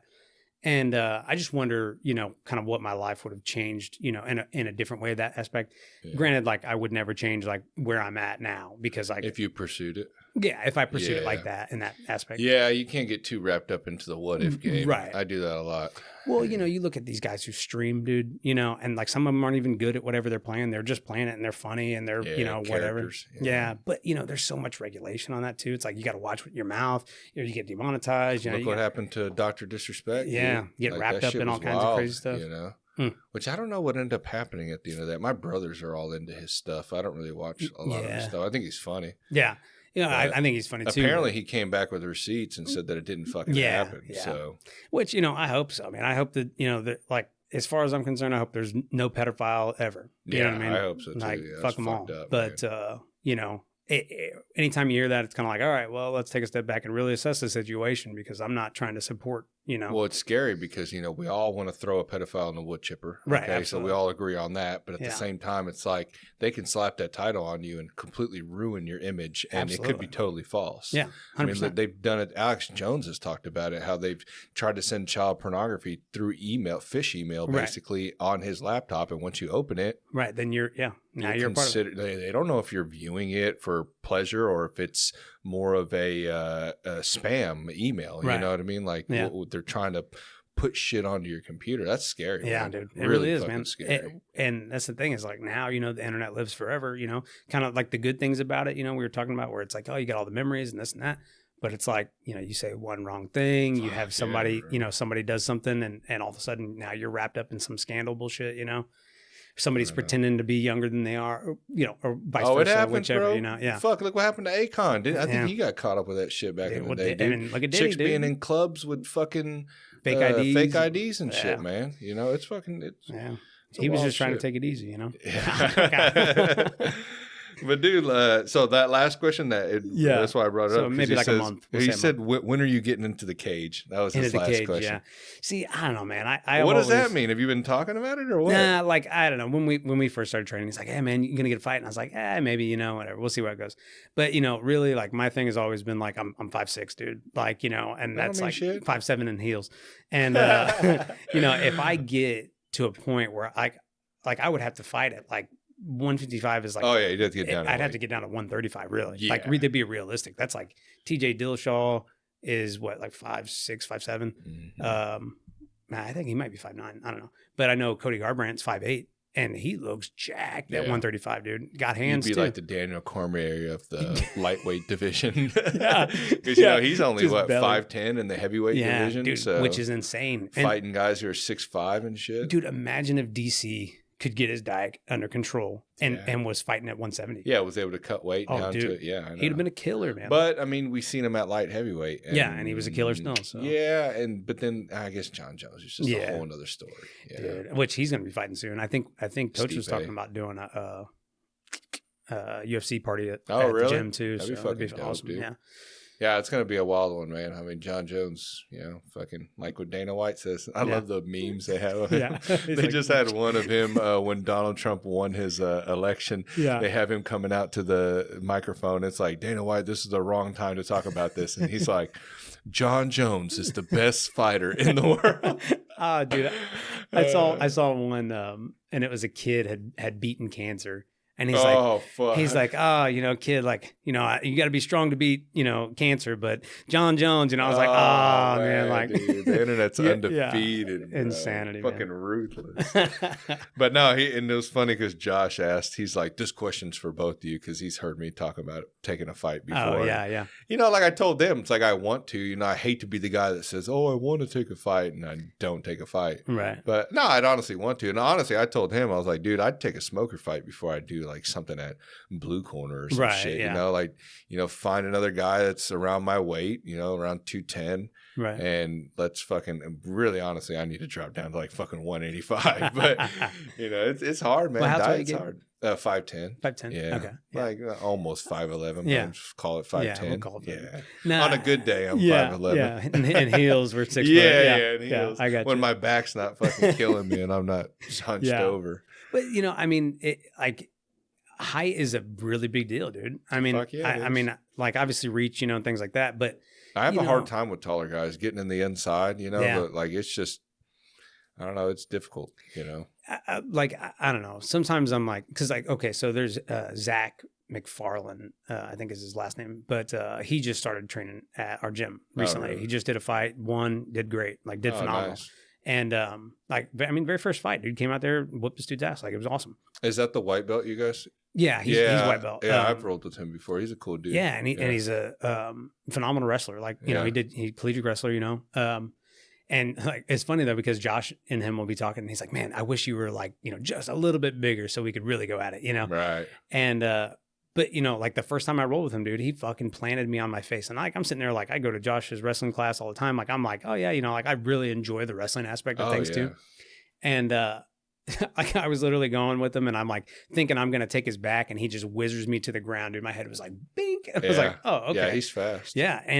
But the thing that's cool about that though is like, and he's like, I want to say he's like 5'7", Yeah, like, he's smaller. Yeah. But, it's really fun to roll with him because I'm like, okay, I have like a lot of looks and I can't just, and I try not to just bear all my weight down on people anyways, obviously there's some aspects, sometimes, it gets a little bit more martial than it does art, you know what I mean? But, it's like, especially like, you're rolling with girls or, like lighter weight, smaller guys, it's like, it's more fun for me. It's more fun for me to like chill out and like really work on technique and not be so, just, bearing down. But, you get some spazzy white belt kid and you're like, all right, I'm going to smother this guy for a little bit, tire him out, because I got to catch my breath, but at the same time, like, I'm not as nice. Yeah. I give it to everybody. Really? Yeah. Awesome, not girls, you know what I mean? Yeah. Like if I roll with a female, of course I'm not really smashing. I'm not doing that shit. But I actually am considerate on that. But like usually if you're at an open mat, dude, like we're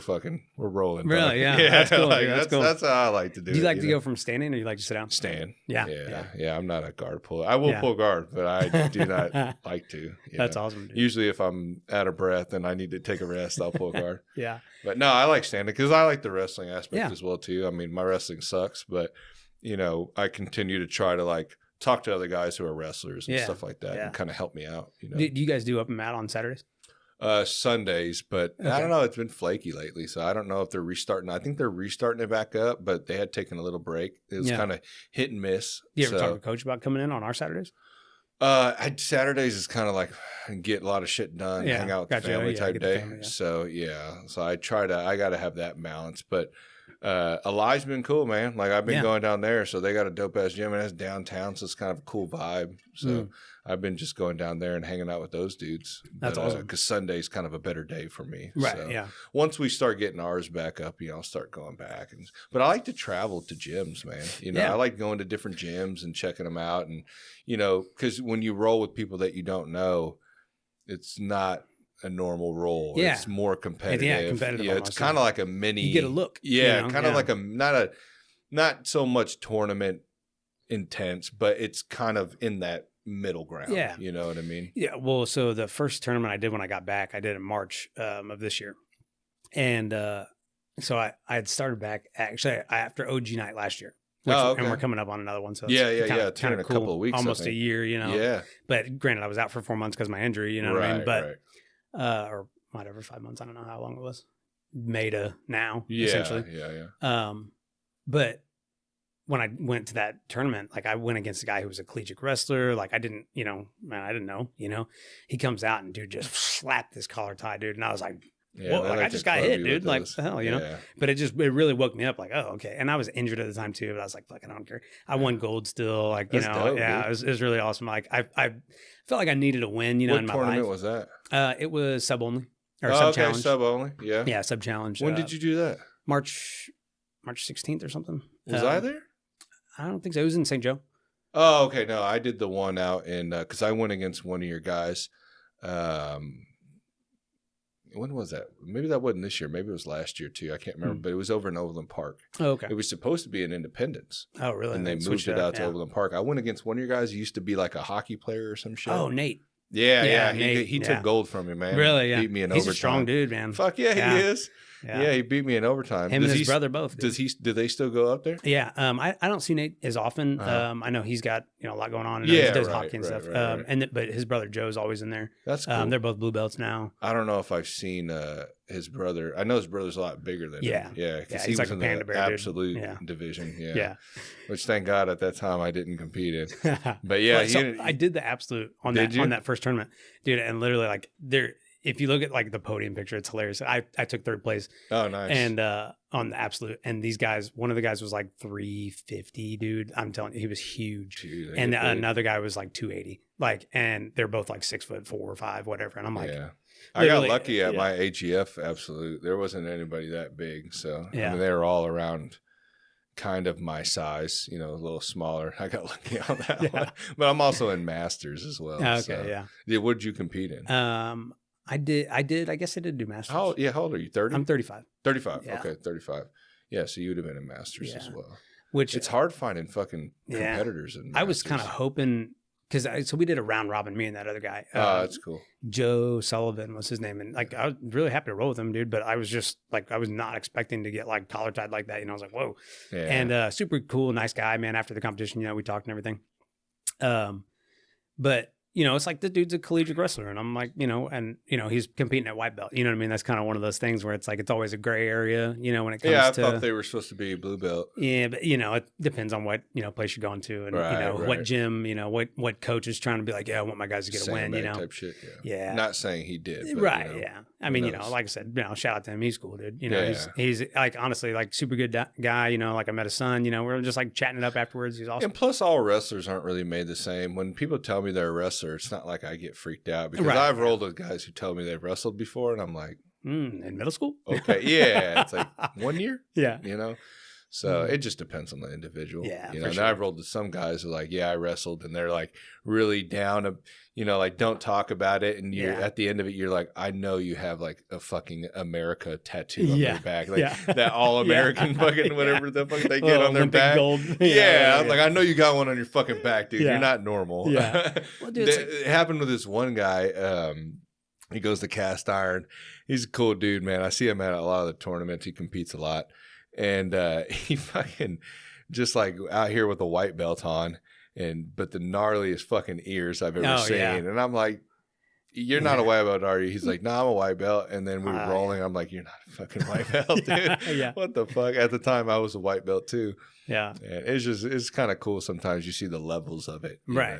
Well, and it all kind of evens out around like that purple blue, right? Like, what I mean? I think so, depending on the individual. Like with like Josh, and Tyler, I was talking about, I'm like, Josh came in there, and he's been wrestling since he's like 4 years old, essentially, and it's like, but that is like a level that is beyond, for many, many people. Like there's people that'll never be that good at wrestling, if they started, at 18, you know what I mean? Because there's like, a level of, kind of like growing up with it, where you kind of get that completely different. Everything falls into place. You've been put in a situation, you and another human being are like going at it, since you were fucking 4 or 5. And then on top of that, you met Mitch, Josh's brother. Yeah. I don't think big Mitch. Like Mitch is like, I mean, he's probably like 250 now. Does he train? Yeah, he did. He fought for coach. Did he? Yeah. Maybe I did back then. I don't remember. He has glasses. Maybe if I seen him. Yeah, Mitch is like big, burly Viking looking dude. Okay. But Mitch and Josh, they're brothers, and dude, they, obviously they both wrestled all that time, and so my Uncle David is Josh's dad. Right. And, because you guys are cousins, right? Yeah. And but like they just and they're sitting there, they have like perfect partners all the time, so they're always wrestling each other, you know what I mean? Awesome. Like quit screwing around, quit horsing around, but that's so awesome. And that's kind of one of the things, like I'm like, man, sometimes I do wish I had brothers, but at the same time it's like I have an awesome sister, what I mean? Like, I have like really cool cousins, obviously, that, have like always, kind of been there in my life, And you're training now. So that's good. Yeah. You know what I mean? Dude, and that's the thing is like I really thought about this pretty recently, just because of all the stuff going on with my dad and stuff. I've been training majority of my life, essentially like, to kill since people. The military, I mean, essentially, right. It's like the whole idea is that, to self-defense, to, take out an opponent, whatever you want to call it. Yeah. And, one of the things that I kind of thought of and I was kind of angry about, was like that my dad suffered a little bit, Mm-hmm. and I mean, he suffered a lot, but what I mean is like towards the very end, he suffered more than I would have cared to admit, Yeah. Cause he had stage 4 lung cancer. So, like you're not, breathing, dude, like, just imagine being out of breath. You know what I mean? That shit sucks. You get that like panic feeling, all that stuff that just kills me. It feels like fluids in your lungs and stuff. Yeah. And I just, it's like, a blood choke, you know what I mean? Is what, 2 seconds, 3 seconds, if you really like get it locked in there, and you could take somebody out in a heartbeat, you know? And it's like, you know, to have like a hospice nurse come in there and administer medicine that, you know, isn't necessarily killing my dad, you know, but allowing him to lessen the pain, you know, or what he's experiencing maybe, you know, and that's my hope, you know, that he experienced the least amount of suffering possible. Yeah.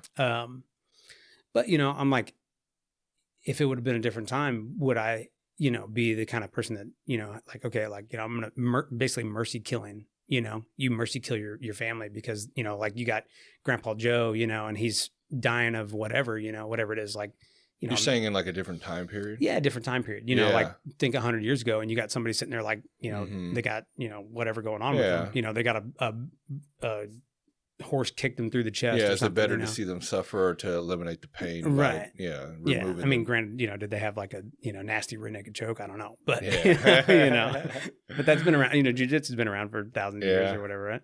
Yeah. But yeah, I don't know, man. That really just, you know, kind of got with me because I was just like, man, like the amount of suffering that he went through. Yeah. Not only the chemo and the, you know, not being able to eat and, you know, not being able to breathe and all that stuff, man. It's just like that those last moments where you're just like, man, like, and, you know, I mean, my dad died in my arms, man. And that was one of the worst things the worst thing I've ever experienced in my life, to include everything, you know, being suicidal, being, you know, going through, you know, divorce and being in debt and being, you know, everything that goes down, you know. Yeah, I can't imagine, man, like how it feels to lose like an individual that close. And, you know, like I told you when we spoke off air, that, you know, I had on a guest, her name was Noor, and she went through the same exact thing, you know, with her husband. Yeah. And, you know, he had stage 4 cancer, you know, and the whole long story, you know, between all that and, you know, dealing with hospital doctors and just misdiagnosis. Misdiagnosis and, you know, the shit you have to deal with on the daily and, you know, watch your loved one, you know, almost wither away, you know, before your eyes. And it's not like it happens in a couple of days. It's over, you know, sometimes years. Yeah. And I can't imagine, you know what I mean? Like how that feels, man, you know, and, I mean, it's just, it's tough. What can you say? You know? What can you do? You know, and I just hope that, you know, during that time you were able to do all the things that like you wanted to, you know, to tell him and do things with him. And I remember you saying you were going fishing and stuff like that. With, you know, when he could, you know, we did what he could when he could, you know, because I'm sure he wasn't feeling the greatest, you know, a lot of the times. So, I did my dad's eulogy. And that was tough to get through. But, you know, somebody asked me, they said, oh man, like, how'd you get through that? It's like, I've been through the worst part, man. You know, I lost my dad, you know? Yeah.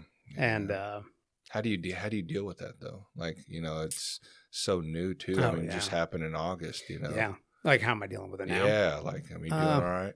Yeah. I mean, you know, I mean, it's kind of a stupid question to even ask. It's like, you don't know, you know what I mean? Like, this is all new to you, you know, 1 minute you're there and 1 minute you're not, you know, and it's how do you continue on? Yeah. So, you know, I mean, I kind of just had like 2 giant traumatic events happen in my life, right? Like I had this motorcycle accident, you know, and like, you know, being broken down, like, and you know, you get like this weird, you know, depressed feeling, right? Cause you're like, man, like my body's useless right now. Like I can't do anything. I mean, you know, can't, you know, hold my dick to piss, you know what I mean? Like it's just, you know, stuff like that. And you're like, man, like this sucks. But it was somebody, I don't remember who told me or said this to me, but somebody said, you know, man, maybe you got in that accident, you know, to slow you down a little bit. And I was like, you know, cause I'm sitting here like, you know, I was like balls to the wall riding motorcycles, you know, like going to jiu-jitsu. I was doing stand-up, doing jiu-jitsu 5 times a week and then doing stand-up twice a week. So, you know, I'm doing 7 classes a week. And, you know, it was like, I would go to my dad's in the morning, you know, hang out with him, you know, most of the day or whatever the case. And then I would, you know, go home, you know, and get ready for class, you know, cook my breakfast, whatever, you know, dinner, whatever I'm doing.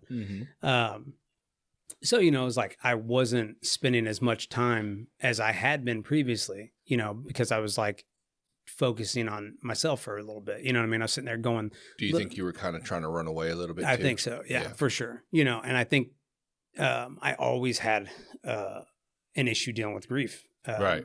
You know, and I think like, a lot of people do. Yeah, it's for hard. Sure, man. It's hard to, you know, sometimes you really just got to have like somebody kind of grab you by the back of the head and be like, look at it. You know, look at what is going on, man, because, you know, your instinct is to kind of bury your head in the hole, you know, and not not everybody has that same instinct, but, I feel like I took a lot of responsibility when my dad passed, where it's like, not that it's like anybody's imposing on me, but I am, I'm imposing on me. Like I got to take care of my mom, my sister, my nephews, my niece, like, my wife, it's all only that you. stuff. Yeah. Of the male wise in your family. Yeah. And, at the end of the day, it's like, I still have so many things to live for. And, my dad actually started taking up painting, during his like last 8 months. Right. And he started like, and my dad was a contract painter, he always like painted, buildings and, commercial buildings, residential, all that stuff. And, he started like painting actual like pictures, like, like landscapes and, houses and, just all this cool stuff. Some Bob Ross. Yeah, dude, seriously. And it was super cool. And, happy trees. Yeah. And, so like, there's a couple that I helped him on, like, cause I was originally, my first job that I wanted to do was I wanted to be a children's book illustrator. And I don't really know why. I just always like was into art and stuff like that. I drew, did all the advanced art classes in high school. I went to Longview when I first got out for art. I was gonna be an artist, and not that I was ever like spectacular, but I really enjoyed it. And so like I learned a couple little things. So I was like, oh yeah, teaching him about perspective and things like that. And so one of the paintings that he did, my mom gifted me for my birthday, which was in October 24 this year. Oh, so, nice. It was just cool, like to have that painting now and like I get to hang it up and be like, oh man, like, me and my dad worked on this together. Yeah. But so he really enjoyed painting and stuff. Well, the last day that he was alive, he was really weak and, but he's like, oh, I want to paint. I was like, oh, okay. And I help him up, get him in, wheelchair, set him up, at the station, everything like that. And he's talking to me and he's taping up the canvas onto his easel. And, I was like, and it like, as he's talking about it, he's like, yeah, and he's like thumbing the paint across and like the line's crooked. And I'm like, yeah, your line's a little crooked, Dad. And he's like, don't worry about that. And he's like, nobody notices anyways. And, he's like falling asleep while he's talking to me and stuff, and we're like kind of laughing about it. And I said to him, I said, yeah, you want to lay down, after a minute. Cause he's like, legitimately falling asleep. He said, yeah.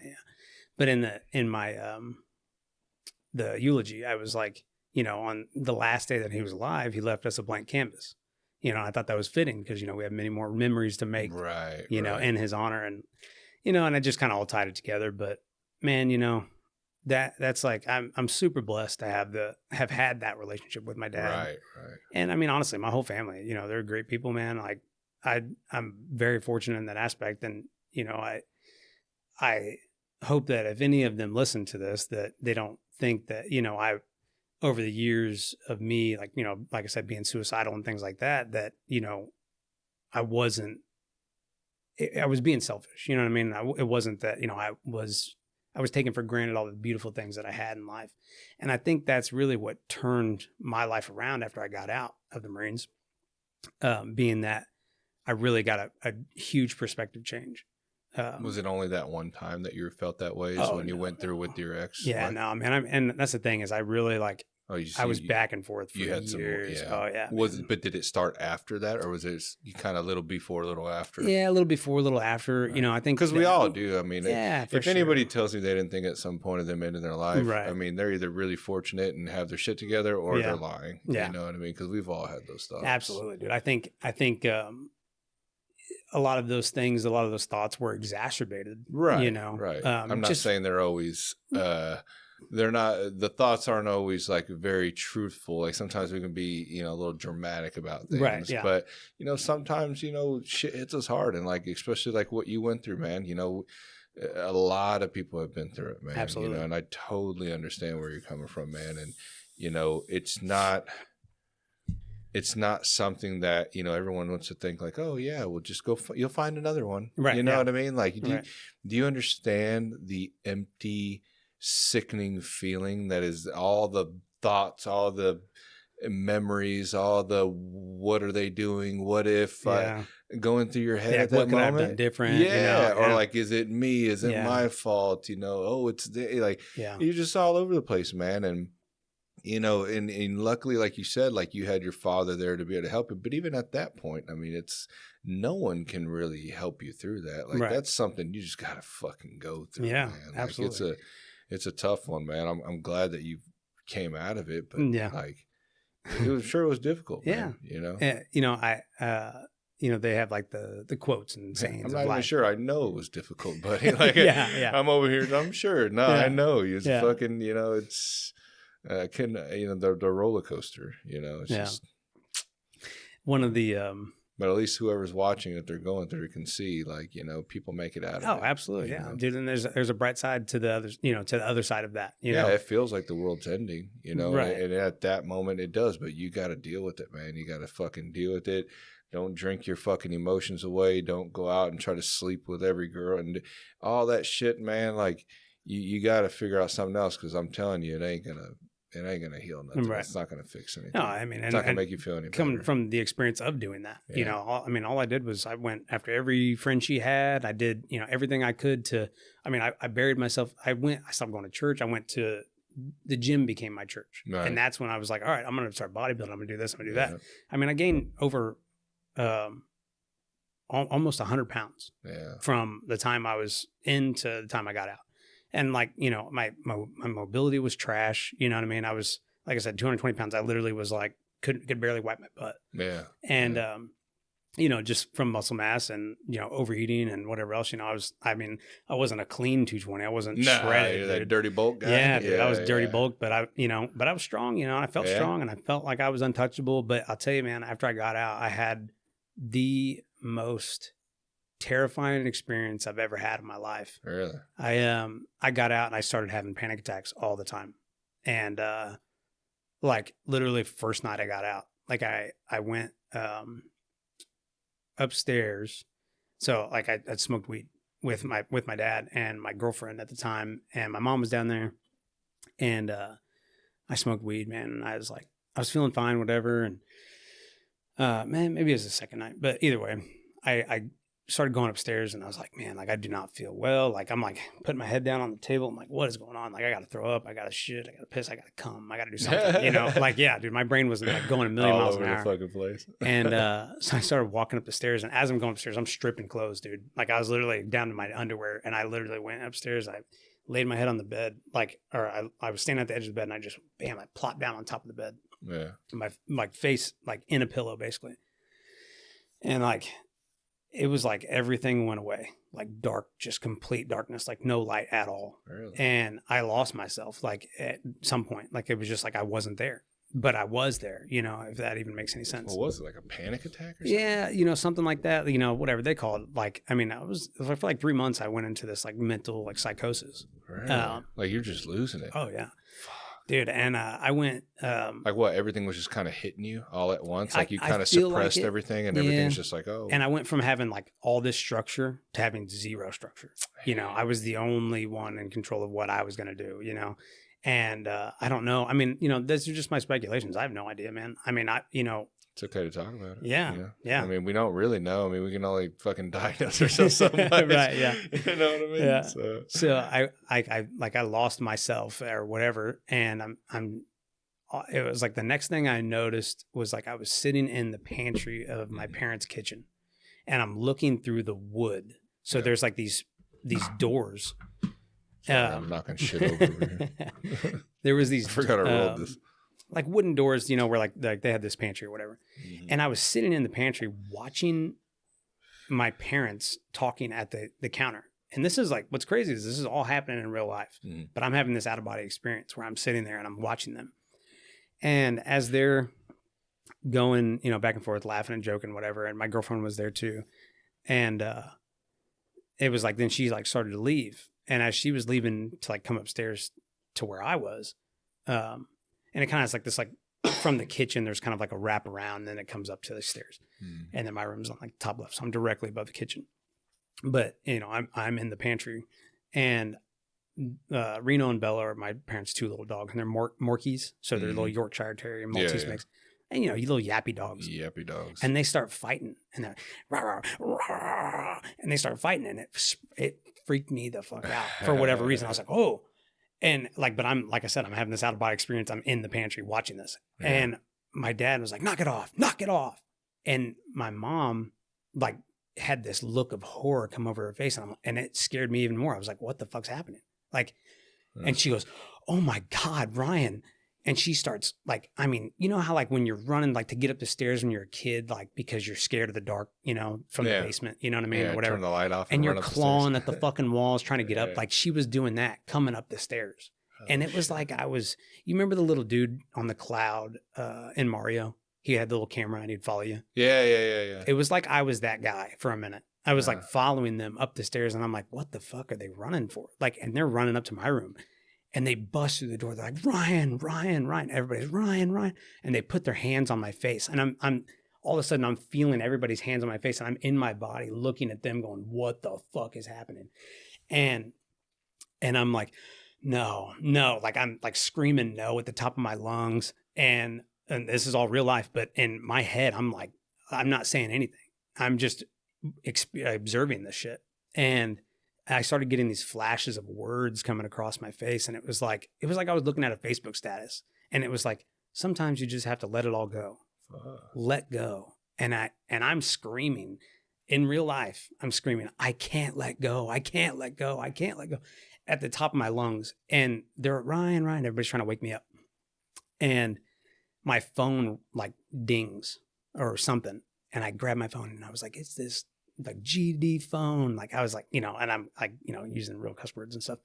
And I'm like, it's this fucking phone. All anyone ever wants to do is come. I'm saying the craziest shit, dude. And it was terrible. Like I hate that I put my parents through this experience, right? Yeah. Because like I'm just saying off the wall crazy shit, you know, like it's this phone. All anyone ever wants to do is come, like, you know, because like I was cheating on my girlfriend at the time, you know, so I guess I was feeling guilty about it. I don't know, but I'm like, you know, just letting everything, all the tea out. Dude, I was going crazy, man, and like, you know, I'm like 220 pounds, you know, and I'm like, I like sat up at one point, and like everybody's like holding on to me, and I'm like, just yeeting everybody off of me, you know, like, and I'm sitting there like, oh, blah blah blah, you know, like I'm gonna die, like everyone's dying, I was saying I was God. I mean, I was going off the deep end. And my dad like grabbed my shoulder and was like, Ryan, stop.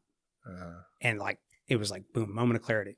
And I was like, why was she running up the stairs though? Because I was screaming. I was screaming. Oh, you were I was screaming. So no, I can't let go. All this shit. Yeah, I thought you were like dangling out a window or something. No. Like, I was on the bed just screaming my head off. Oh shit. Yeah. Sorry, that was unclear, but no, you're good. I was just fucking losing my shit, you know? Exactly. And so then like my dad's like, hey man, come on, you know, let's go downstairs.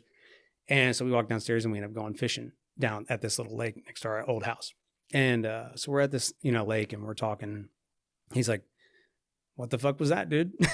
And I'm like, I don't fucking know, man. I don't know what this is. And I was talking about so much more than what we were actually talking about, you know, because my mind was, I don't know what this reality is. I don't know. I don't remember when I became conscious. I don't remember how I got here. Like, and that's always stuck with me, man. And the way I described the fear of that darkness was like, the way I described it was like, I was balled up into, you know, like imagine like you take a piece of paper and you crumple it up, right? Mm-hmm. But then you just keep squeezing and the pressure is insurmountable and it becomes a diamond, you know, or whatever, right? Yeah. Like, and it's like that much pressure. And it just keeps going and going and going until there's nothing. And then it's like launched into the sky at 1,000,000 miles an hour and it's rotating at another 1,000,000 miles an hour. And every time that it rotates, your fear is exponentially multiplied.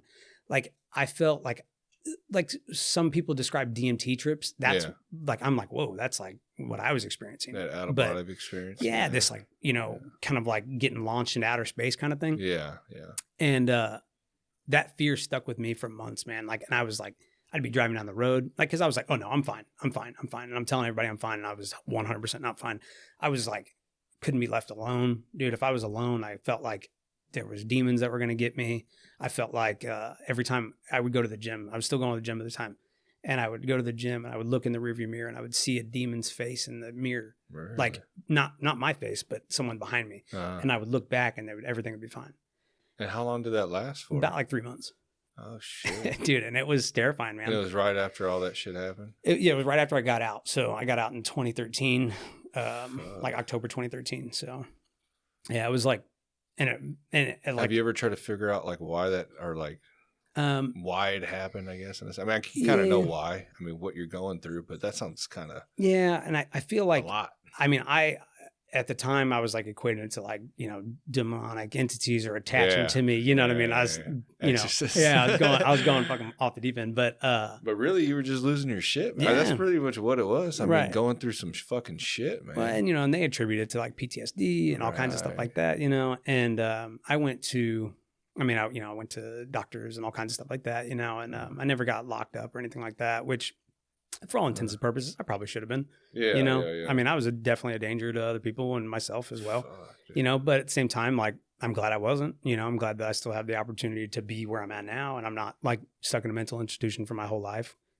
Which is kind of the shitty part about mental health, right? They hang this, and it's not like anybody's really hanging it over your head that, hey, if you talk about how you really feel, we're going to throw you in a box and keep you there. But that's really what it is.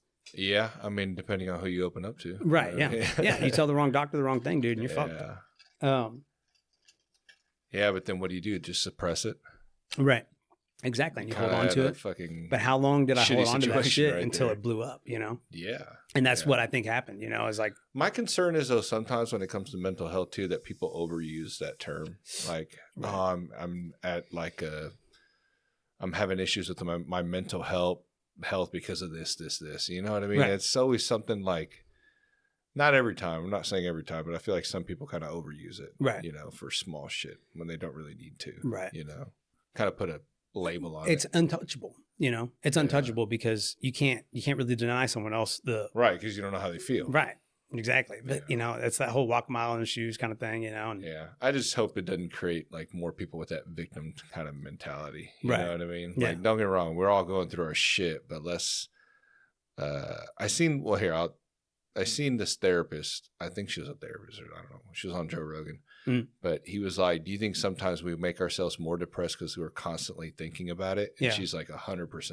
Like, or being told that you're depressed? Yeah, or being told, or everything you see is like, oh, it's because you have this. Right. You know what I mean? Back to the excuse thing we were talking about. Oh, you have ADHD, so it's okay that you're instead if you 20%. Maybe gave them like workouts or put them in sports, or that could help.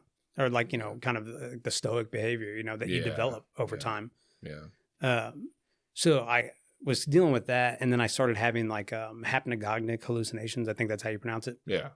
Which are like sleep paralysis, night terrors, things like that. And I've always had super vivid dreams, but like I started having like dreams that were so vivid that they were like, I could not distinguish reality from dreams. Fuck, dude. And I had this one dude, and this is the first time I had this like demon entity thing like show up. And so back, like, for whatever reason, these dogs were always involved. Bellowing Why are these demons always involved, bro? Dude, I know. It's some scary shit. Are you sure you didn't have some shit? Hey, bro, I had a lady on. What was it? I think this last episode, and she does like paranormal shit, bro. Really? I'm about to have her come over here and meet you, dude. You probably have something. Do a little sage and shit on me, yeah. Shit. But so I was laying down and I was facing the TV. So I'm at the foot of my bed facing the TV. And I had, like, at this point, like, I had to have some kind of background noise to fall asleep. And I was not sleeping well, like all white noise in the back. Yeah. So, but it was like Family Guy was on the TV. And I'm like falling asleep to Family Guy. And I remember, like, all of a sudden I'm like, I hear my dogs coming into the room, and you can hear their little collars jingling. And I like kind of woke up on my back, and I was like looking over, and I'm like, oh, what are you babies doing? I always talk to them like, little puppy dogs. Yeah, like, oh, what are you babies doing?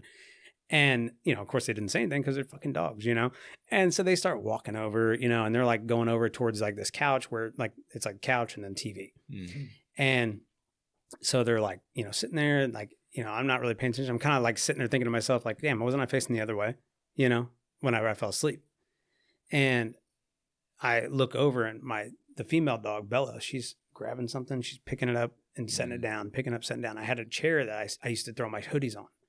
And like, I like get home from the gym, bam, throw my hoodie on the chair, whatever. And she's like picking something up and putting it on the chair. And I was like, Belle, what are you doing? And she looks over at me and she goes, oh, I'm just putting this stuff in the devil's lap. And I was like, what the fuck? And I like look over, and there's this like husk of a human, dude, like skin and bones, but it's like devoid of all light. And it's like, you can hear this like, oh, hell no. Dude, it freaked me the absolute fuck out. I tried to like slam the bed to get up. Fuck? What did you do, bro? What do you have attached to you, man? What the fuck? Dude, I don't know, man, but that's insane. It scared the absolute fuck out of me. And I tried to get up, and like as soon as I slapped the bed to try to get up, I woke up on my back and I'm clawing at the covers, trying to get the covers off my face. And I did that for like 20 minutes. I couldn't catch my breath. And then I woke up on my stomach. So I woke up like 3 times in this, like Inception style, right? Dude, and like I was like, I don't know what that was, but I need to not have that happen again, you know? And I kept having stuff like that. And eventually, one day I'm riding with my dad, and we're riding down the road, man. And I was smoking cigarettes at the time still. And I'm like, smoking a cigarette with my dad. Like, dude, tears are just running out of my face. And he knows like I'm going through shit, you know? And he puts his hand on my shoulder and he's like, it's all right, buddy. You know, I got you, this and that. And all of a sudden I feel that thing behind me again. And it's like, the only way I could describe it at the time was like, I was like, it's like 1,000 demons are trying to claw my skin off from the back of my face. Like, what the fuck? Like it's like everything behind my peripheral vision that I couldn't see. It was like somebody's like pulling at my hair or pulling at my, like pins and needles, you know? Yeah. But like more painful. And, but I would feel it like it was like literally coming from that area where he was, this demon that was like, he was sitting behind my dad. Yeah. And, I was like sitting there and I closed my eyes. I'm like, I'm not turning my head, you know, like, cause I didn't want to see it, you know, and, cause I was terrified of it. Yeah. And, my like out of body, like self, right, is like turning its head slowly. And I'm like trying to keep it there. And it's like still turning and looking at him. And as it looks at him, he's still, you know, bending over and he's doing that like labored breathing, and his mouth starts to open, and it's like white lights like pouring out of his mouth, and his eyes start to open and white light starts pouring out of his eyes. And then his mouth turns into this maw, and it like opens up like a foot, and it sucks me into him. And fuck, dude, yeah, I'm tripping big, dude. I'm like, what the fuck is going on? And I get sucked up into him, and I come out the other side and I sit back in my body. Yeah. And when I sat down, it was like the voice of God just talked to me, dude. And it was like, but it wasn't it wasn't words. It was just like a feeling. And it was like, you know, essentially saying like, Ryan, you're not God. You need to relax, you know? And essentially that was what it was. Like it told me, and I was like, oh, like I'm okay. And that was like the end of those experiences where I was having that, like that demonic presence or whatever you want to call it. Like that's whatever that was that I was feeling at that moment.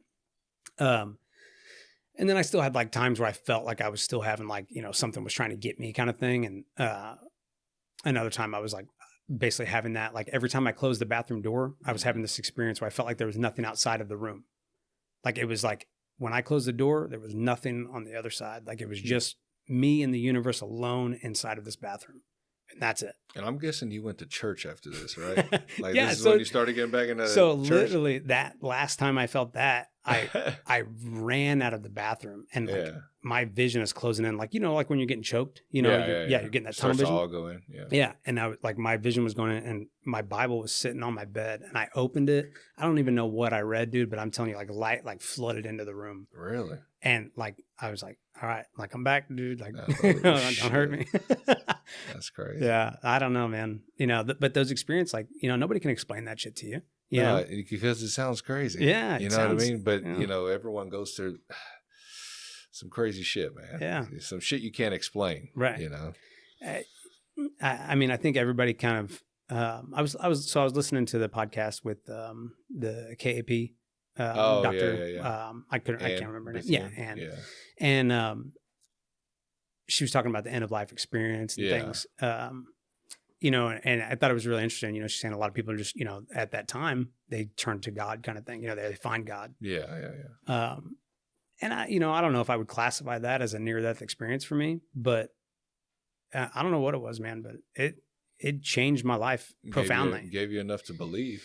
Yeah, dude. I mean, and not just believing in God specifically, but I changed everything, dude. I changed like who I was. Like I essentially stopped going to the gym because I was like, I don't need the gym to be happy. Right. And I don't need, you know, this to be happy or whatever. And like, you know, all these things, like I kind of like took a whole huge step back from the attachments and the things that I was holding on to so dear that were doing no good for me, because all I was doing was I was chasing women. I was chasing my vanity, you know, and I wasn't seeking purpose in life, all those things. And now, And hiding in the gym. yeah, hiding in the gym, much. dude, Yeah, a lot of people do that, man. They'll just go to kind of the physical fitness route thinking that that's going to change everything. I'm going to look better. I'm going to get skinnier. I'm going to get more muscular, and stuff that's like going to that. make me happy. Yeah, and it's not. No. And you don't take it wrong. You need it. You should work out. Everybody should work out. Yeah. But it's not the end all be all. It's not what's going to be that heals you. It's going to help. Yeah. But you ultimately have to sit down and deal with the shit, and actually figure it out. So, yeah. I know a lot of people who do that shit. Yeah, so, for sure. I was there at one point. Burying yourself into it, and I still can find myself at times. Right. Like I'm not this person that says I have it all figured out right now. I go up and down, man. Right. I think everybody does that. Dude, I feel like life's a roller coaster. Yeah. Smooth, Yeah, dude. It's a roller coaster of life, man. And I think, kind of like the quotes, where people are like, oh, a wise man learns from the mistakes of foolish men, and it's like, well, you can't really ever be wise without being a fool first, That's true. I don't know, like. Unless you're a good listener and you listen to advice from people who are older than you. Right. Well, but when do we ever do that? Right. Exactly, dude. Well, so that's, the funny thing, man, that ties back into the eulogy. I was talking about how, it was like my dad was super wise, and he was always telling me like, hey man, like specifically, we used to have this tree that we had an apple tree in our front yard, and I used to always climb it and be like, get the fuck out of that tree, damn it. Because he didn't want me getting hurt, because he'd seen it many times. He fell out of a tree, broke his arms, like stuff like that. And, but it's like, you don't really learn until you fall out and you bust your head and you're like, damn, like, okay, like maybe I'll stay out of that tree, that's to say, like, kind of like, we watch people over the years, as like our ancestors have watched people eat certain food, and they realize, oh, hey, that's poison, because Jerry just died, Yeah, doesn't it like warn you in the Bible about like eating seafood during pregnancy or stuff like really? that? Yeah. There is a lot of. It's kind of like a life guide, right? Yeah. Yeah. So in the Bible, it talks about essentially there's almost no seafood that you should eat other than fish, because a lot of the things that people do eat, like catfish, catfish is a bottom feeder, all shells. That's what I mean, though. It's like a documented history, right? Like, because it's written by man, so right. They were kind of giving you the life guide, I guess. I mean, basically, it tells you to be a vegetarian, essentially. Oh, which really? is kind of crazy, I didn't know that. Yeah, I mean, for the most part, like a lot of the Seventh-day Adventists. Get an updated translation. Add some protein in there, man. Yeah. Well, so the what was it? Nebuchadnezzar, I think was what it was. Nebuchadnezzar had David. I don't know. I could be misquoting what I'm saying, but it was like David and all his boys. We're having a religion podcast here at the end of November. Me, Mitchell Thompson, and my brother Adriana. That's so cool. That'll be kind of cool. Yeah. So I kind of get like, because I don't know a lot either, bro. Right. So it'll be cool to kind of listen and ask questions. I feel like that a lot of people kind of have. Yeah. So I mean, and that's one of the things about. So like my wife was Seventh-day Adventist whenever we got together, and I mean I guess she still technically is, and like no qualms to me. It's the same God, Right. But a lot of the Seventh-day Adventists, they're very big on like I've never even heard of that. So Seventh-day Adventist is like basically they're almost literalists of the Bible. Okay. They still follow like all the rules of Leviticus and things like that, Deuteronomy and things. Okay. So they take a lot of like essentially like a Messianic Jew almost. A Messianic Jew would be a Jew that believes that Jesus died for the sins of all the people in the world. Right. So a lot of them are vegetarian. And then I think, but I was saying about Nebuchadnezzar and David, I think that's the right one. But he's like the king is like trying to feed them, right? While they're like in, it's like, what is it? No, Daniel. Maybe it's Daniel. I don't know. Anyways, I'm sorry to anyone out there who's like super religious. Hey, put it in the comments. What are we trying to say here? But essentially, he's like, all right, yeah, you can feed these guys because they refused to eat before they went out there to do whatever they were doing. They refused to eat, and the king's like, well, I'm giving you all this feast. Why don't you eat it? And he's like, well, we don't want to eat these things because they're not kosher, and. He says, well, if you feed us these things, I guarantee you we'll be in better shape than all of those men that are eating all of your kingly feast every day. And he brings him, the vegetables and things like that, and they eat them, and they're all like healthy and strong. and meanwhile the other guys are all bloated and fat and they end up getting, killed or something. And whatever, I think maybe it is the Lion's Den thing. I'm not sure. But, it's just interesting. Like you say, though, the Bible is like essentially a giant documentary of history, right? And probably the most accurate one that we have from those times. Yeah. But at the same time, it's like, who's in control of that, Yeah, and who knows, man? They say history is his story. Yeah. So, I mean, who knows what story we got, man? Yeah. Usually from the victors. Right. So, yeah, 100%. And I think that really boils down to, if Putin wins the war, right, and Ukraine, it would be the Ukrainians were Nazis, Ukrainians did this, that, this. That's kind of how we do it in America too, right? We're always the good guys. Oh yeah, always. Yeah, dude. I mean, yeah. How many people think that we're, imagine living in Japan and would you think that America's the good guys? Exactly. Or them, if they were being honest in some of the shit they were doing, a lot of the shit they're doing, right? We don't look like so much of the good guys, right? You know what I mean? Yeah. Kind of I guess sometimes you kind of got to be what you're trying to defend against. I don't know. Yeah. I don't know. I feel like that's kind of a straw man. You know what I mean? Yeah. Only because it's like, okay, if I'm trying to teach, I try to break everything down to like a 10-man tribe essentially, and the reason being is because like, if you break it down to a real small community and you say, okay, women, you need to not walk out at night because it's dangerous out there. There's animals. Or there's other people from other tribes that, could potentially get you. And they're like, oh, okay, we're not doing that. And now, so you're going to go dress up like a guy from the other tribe to go harass these women to make them feel less safe, to now go and be like, okay, now we need to stay indoors past dark. Yeah. It's like a fine line of like, it's weird, what you're creating the problem. Yeah, creating the problem, but but it's and all, then you're offering the solution. Exactly. Yeah, all in good faith, or whatever. Yeah. And I don't know. I just think that kind of stuff is like a really slippery road, and people get caught up in it.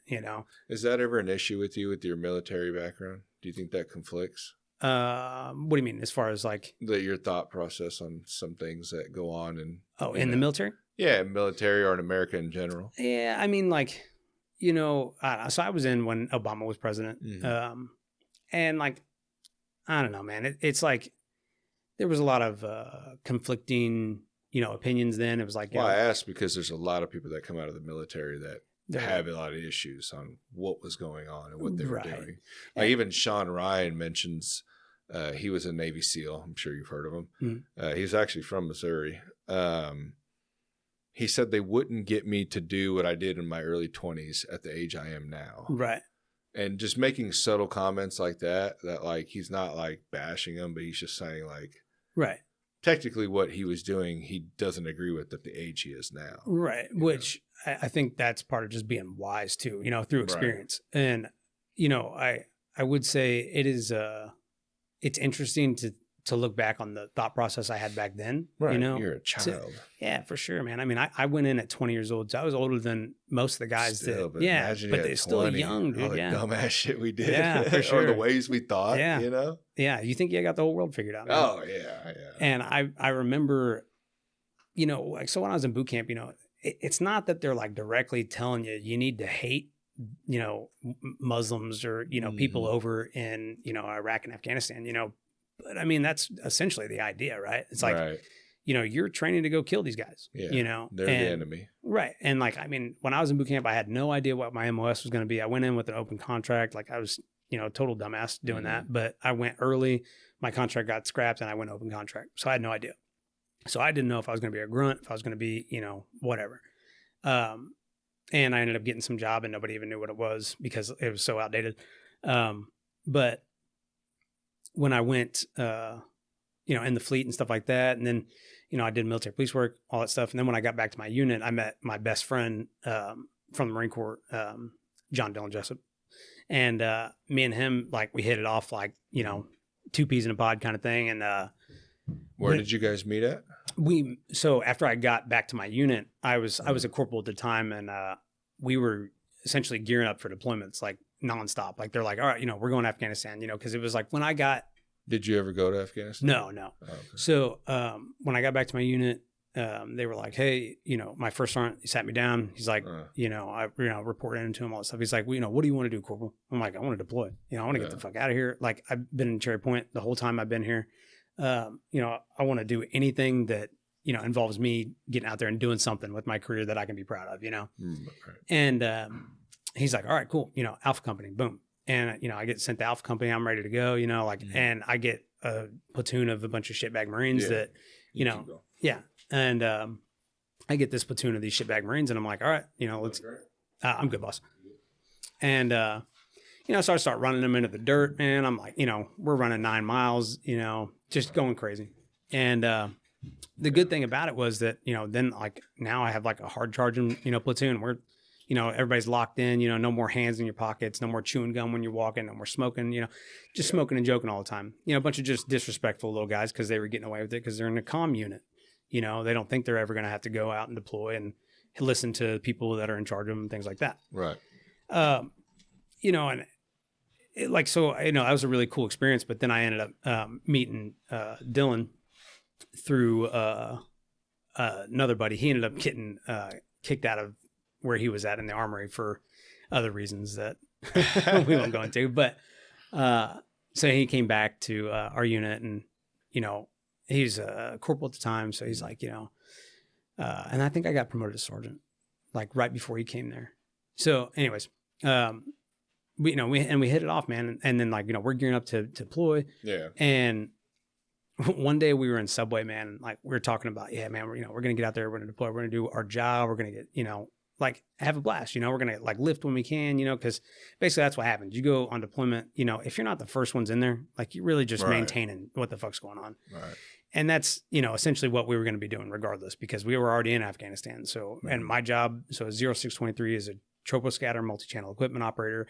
You shoot one radio signal 100 nautical miles to another radio of the same thing. And it basically forms a daisy chain between forward operating bases or points in between.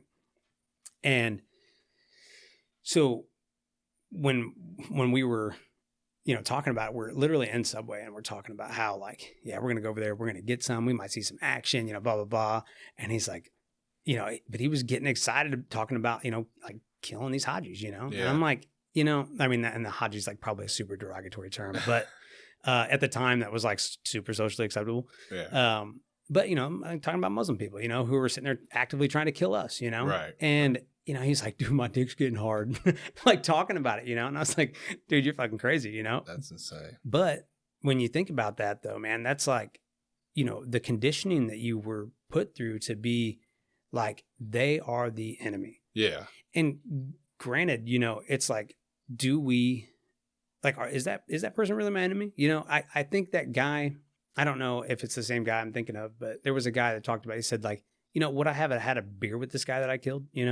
Would I have? Probably. Yeah, exactly. Like, or whatever. Or would our kids be friends? Yeah.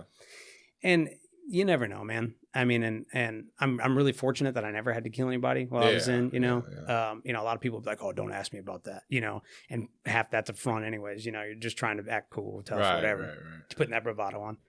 But, and a lot of people, if they never deployed, they'll probably tell you like, oh yeah, they may avoid the question or they may, try to lie to you or whatever. But I'm very open about it because, there's no sense in lying about anything in my life, Yeah. Like my life's interesting enough. I don't need to kind of fluff my own feathers. Yeah, it's kind of crazy, man, if you think about it, what they can get, people to do. Yeah. I don't know, man. I mean, but they make it in a way that you're doing it for a reason. You're doing it for the cause. Yeah, you're doing it to protect your family. Yeah, back home. Yeah. And I mean, at some point, that's part of it, and that's you sign up, and this is one of the good things about. Yeah, but they always say it's like war is ugly. Yeah. War is ugly. They always chalk it up to that, but it's like, does it got to be like that? Right. If you kind of peel back the layers of the onion on a lot of these conflicts, you'll see that, there was some fuckery involved a lot of the times. You know what I mean? Well, do you remember the video of the Marines like pissing on a dead body? I don't know if you remember that. I think I remember that one.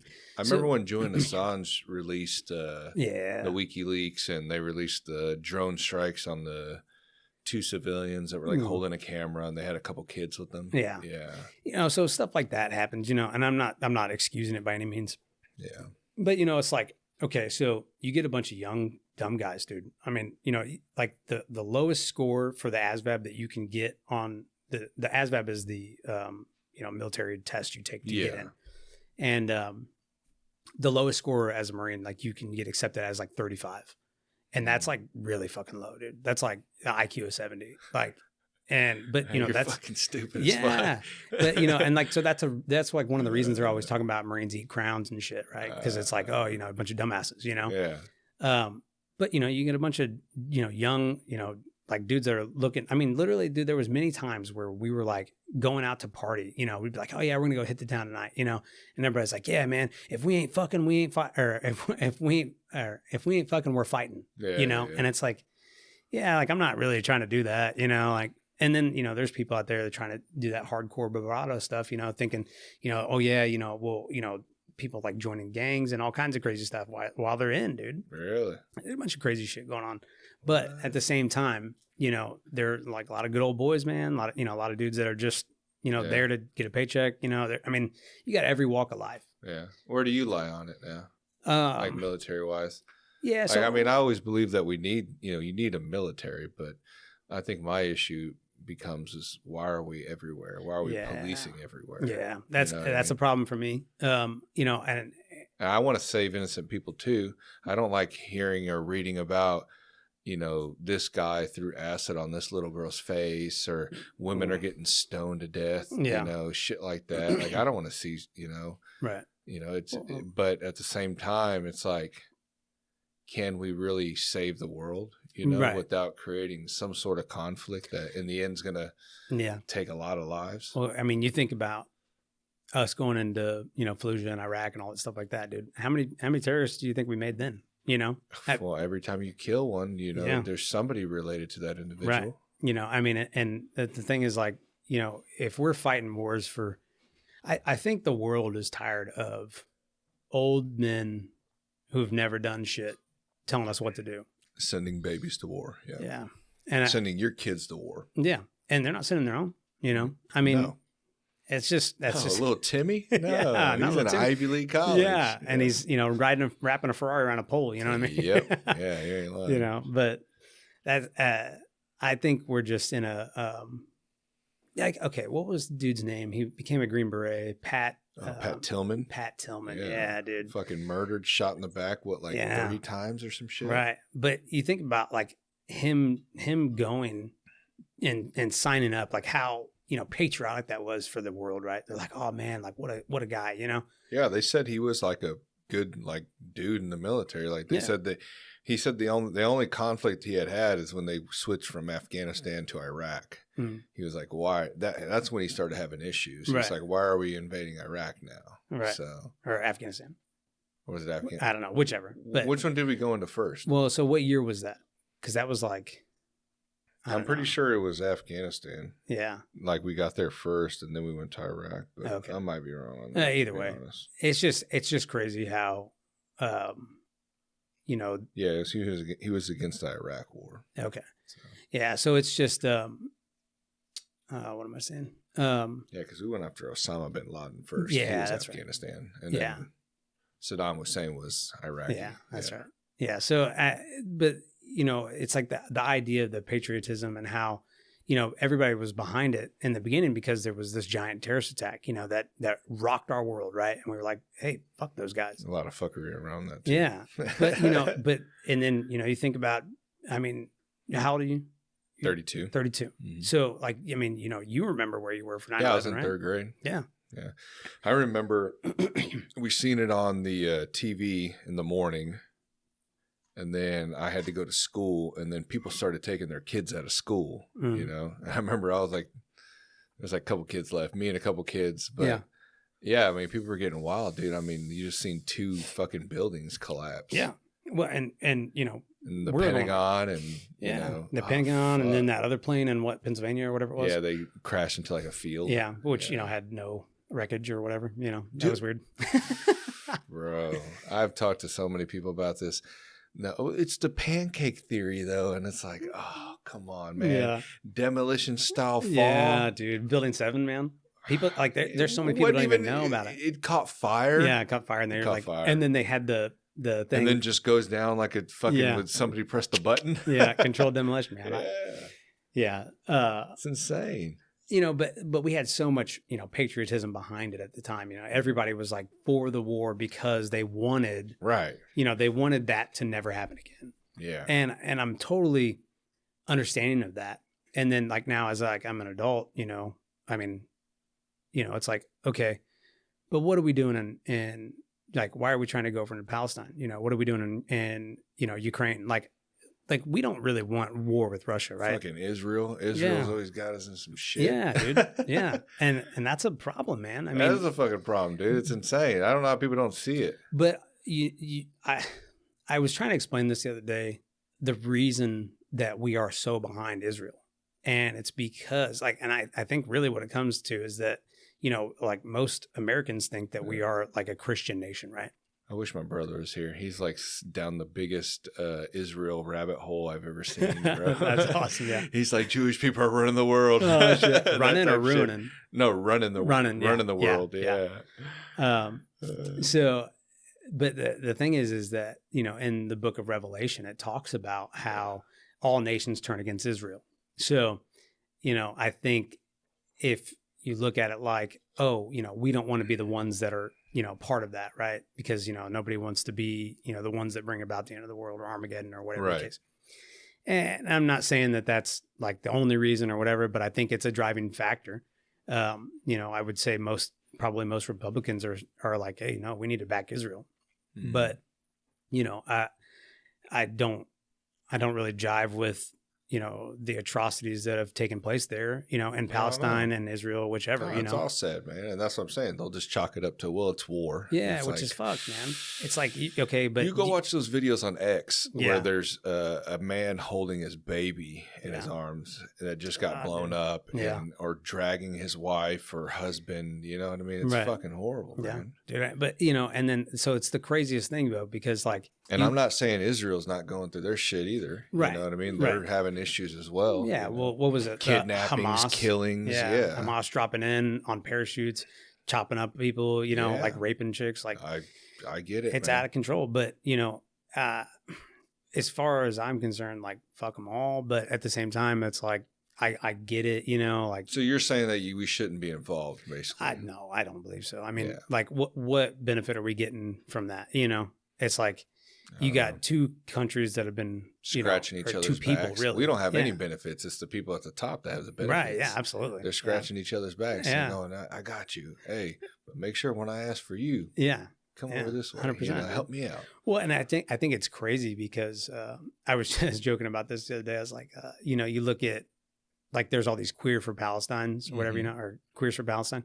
And I'm like, if you walk down the street looking like you look in Palestine, you would be stoned to death, if not thrown off a building. You know? That's always a little odd. I remember Joe Rogan had a lady on. She was from somewhere over in the Middle East, and she tried to explain that as well. She's like, you want to talk about like America suppressing people? She's like, go to where I'm from. He's like, you know, like they can't do shit. It's like arranged marriages and like you can't even work. You have to stay at home, like all sorts of shit, man. Well, and you're backing that? Yeah.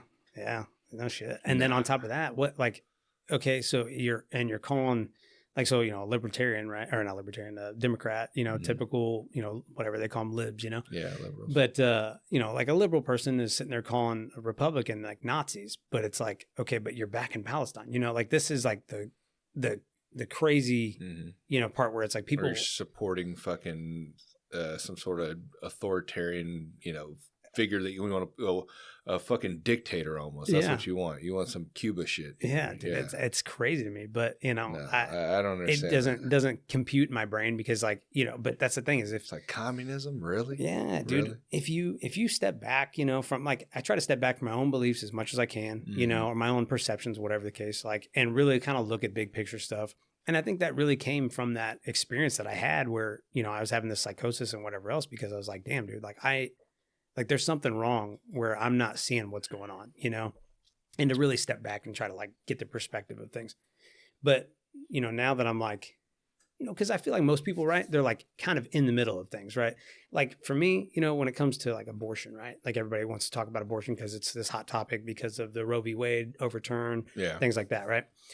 And abortion is, something that like I'm not really concerned about it. You know what I mean? Like if me and my wife get pregnant, like we know what we're doing. We're having a baby. And we don't have to argue about it. But there are people out there that think that just because. Like, they're running off the hypothetical situation, right? The hypothetical is like, oh, well, what if this, young girl's raped, Right. And like, yeah, that shit happens. And yeah, that shit sucks. And I'm not saying that that shouldn't be an option for them to not have to have a child at 13 years old or 10 or 12 or whatever, Which I think is, you still can. Like physically. If it's that situation. Oh, yeah. And I don't think it was ever banned. I don't know. But, that's what I'm saying is like, I don't know why. I thought there were certain situations. Yeah, where there has to be, right? Yeah. But like, that's what I'm saying. There's no way they're going to look at, like you said, that 15-year-old girl and be like, you have to have that kid. Right. Even though you're raped. Right. Yeah. Yeah. And like, that's the thing. It's like, so that's the gray area, right? Mm-hmm. Where, so it's like, I can't operate in black and white, I can't be like, oh, I'm 100% against abortion. I'm 100%, pro-life, whatever. I always tell people this. I'm like, if you want me to ask, like, because I'm more libertarian mindset, so I don't give a fuck if you have abortions. Now, if you ask me personally, do I like them? I'll tell you no. Right. I mean, you're killing a child. Right. I don't care how you think about it. You can do it, Yeah. But if you're asking me for my personal opinion, I'm going to tell you that. Yeah. How like, I really to feel. me, it'd be fucked. Like, I mean, if like, and especially. The whole thing is like, oh yeah, and you don't have to ask the consent of the father, all that stuff.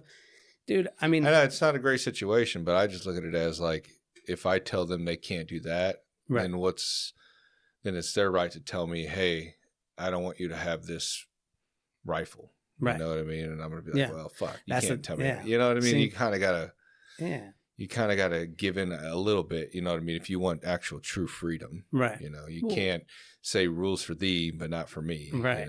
Well, so what's to stop? So if we, there's got to be a line somewhere or something, right? Like maybe not, but what I mean is like, so I'm very with you. I'm talking like protecting the child. No, what I mean is like, okay, say there's a woman, and a man, right? They have sex and they're pregnant, and the woman wants to keep the child, the man does not. Ooh. Right? So the man's like, no, I don't want that kid. But now he still has to pay child support, Yeah. So where's a sticky the situation? Yeah, dude. Where's the line? It's like, well, she could just say, oh, I want to abort it, and he has no say. Yeah, he has no say either. Yeah, because we take the consideration of the father's feelings as well. Like, because we always just think, oh, the abortion's probably mutual. Well, that's probably not always the case. Right. Yeah. Yeah. Yeah. I mean, it may be her decision, or he may be forcing her. Yeah. Or I mean, dude, there's so many things, and there's so many areas where it's like, okay, well, what's the situation?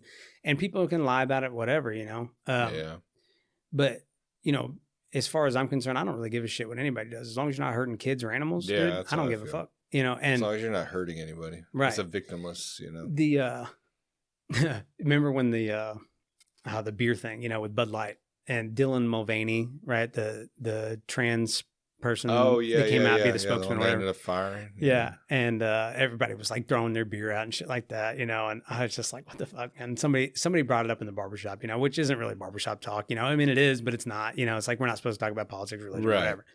And somehow it always gets brought yeah, up. it always does, dude. And somebody said something about it, and of course, one dude's going, yeah, well, that shit's sick, and those people are sick in their head. And I'm like, dude, look, like, I'm just going to shut it down. I said, I don't give a fuck what you're doing. It's like, you want to cut your dick off? You want to grow a new one? I don't give a fuck. I said, just keep your damn dick out of my beer. Yeah. And everybody was like, oh, but I mean, really, I don't care. What's it bother me if you want to be trans and you want to, yeah, I mean, you can be whatever you want as long as you're not forcing me to. Yeah, or trying to sit down and read fucking books to my kid. Yeah, exactly. That right there is like, okay, like, what are we doing? There's lines. Why do you have a desire to go read to a child? That's fucking weird. Yeah, in a public school, it's like that should be strictly for education. Yeah, or whatever. If you're, if you're some, like super, liberal, right, and you want your kids to have that kind of upbringing where they're sitting there. Yeah, but do that at the home. Yeah, that's what I'm saying. The public schools are a neutral space. It needs to be. And I'm even with, like, even though it saddens me about holidays, I missed, like when we were in school, we had holidays, Yeah. you got to dress up and stuff like that. You can't do that anymore. Right. But like it's like that situation I explained to you earlier. I can't tell somebody something and then me do something else. So, I would love for them to have those holidays, but I know that like, okay, well, not everyone does them. Like if this is going to be an actual neutral place for these kids, like there's even some traditions that I have to give up as well to keep it that neutral. Right. Yeah. So if I'm telling them, hey, I don't think we should be having fucking talks about transgender and all this shit in the schools, at elementary school. Yeah. Then I can't be like, oh, but we're going to have a Christmas party. Yeah, You know what I yeah, mean? So you kind of got to, draw Right. the line somewhere. Yeah. But. I mean, like there's kind of like the holiday party, it's all encompassing. Yeah. Stuff like little workarounds. Yeah. And that's fine. I just think that's what I think it should be. It should be just like a completely neutral ground. Absolutely. Man, with no influence, no political influence. It's none of that stuff, man. Yeah. Just leave all that shit out. Let people figure that shit out when they get older. Yeah. Well, okay. So, should be teaching them life shit. Yeah. How to grow food. Yeah. How to write a check. What's in our food, Yeah. work stuff, that way we're more appreciative of like blue collar jobs and shit. Right. Well, dude, I mean, and I feel like that was one of the cool things about like growing up in the time that we did is like you had the option to go to a trade school, I don't even know if that's a thing anymore. I would hope. Yeah. I mean, but, you think about now than ever, the trades are down. Right. That's what I was going to say. Trades are down. Like people think it's like, oh, if you're not going to college, you're not going to amount to shit. Well, how many people have college degrees and ain't doing a fucking thing with it? That's true. Working at Starbucks and, hating life. They know they're not going to take the jobs. Right. I mean, our border kind of shows what they're doing there. Dude, so. Yeah. Well, and I was explaining this to my wife. She said, well, why don't we want the minimum wage to increase, and all this other stuff. And I was like, if you look at, and I'm not saying that, it should be one way or another. I'm just saying like, she was asking me about, why is illegal immigration such a big deal? I said, well, you got a guy that, is doing he's a private company. He's working on the house, whatever. And now he just rolls up to Home Depot and grabs a bunch of people that, are literally here just illegally chilling, and they're doing all the work, $5 an hour, or whatever. They're picking, that's like a fourth of the pay of like a journeyman, or an intern. Yeah, but the problem is when you start doing minimum wage, and I'm against minimum wage because I don't think that the government or the state should control how much a company can pay an individual. Like, why does it have to be whatever? What is it? $15, $13 or some shit an hour? Why aren't we as citizens working together in order to get the pay that we feel that we're worth? Because now you're just telling a company, hey, this is all you have to pay them is that $12. Right. But then people are like, well, if you get rid of that, then they're only going to pay you $2.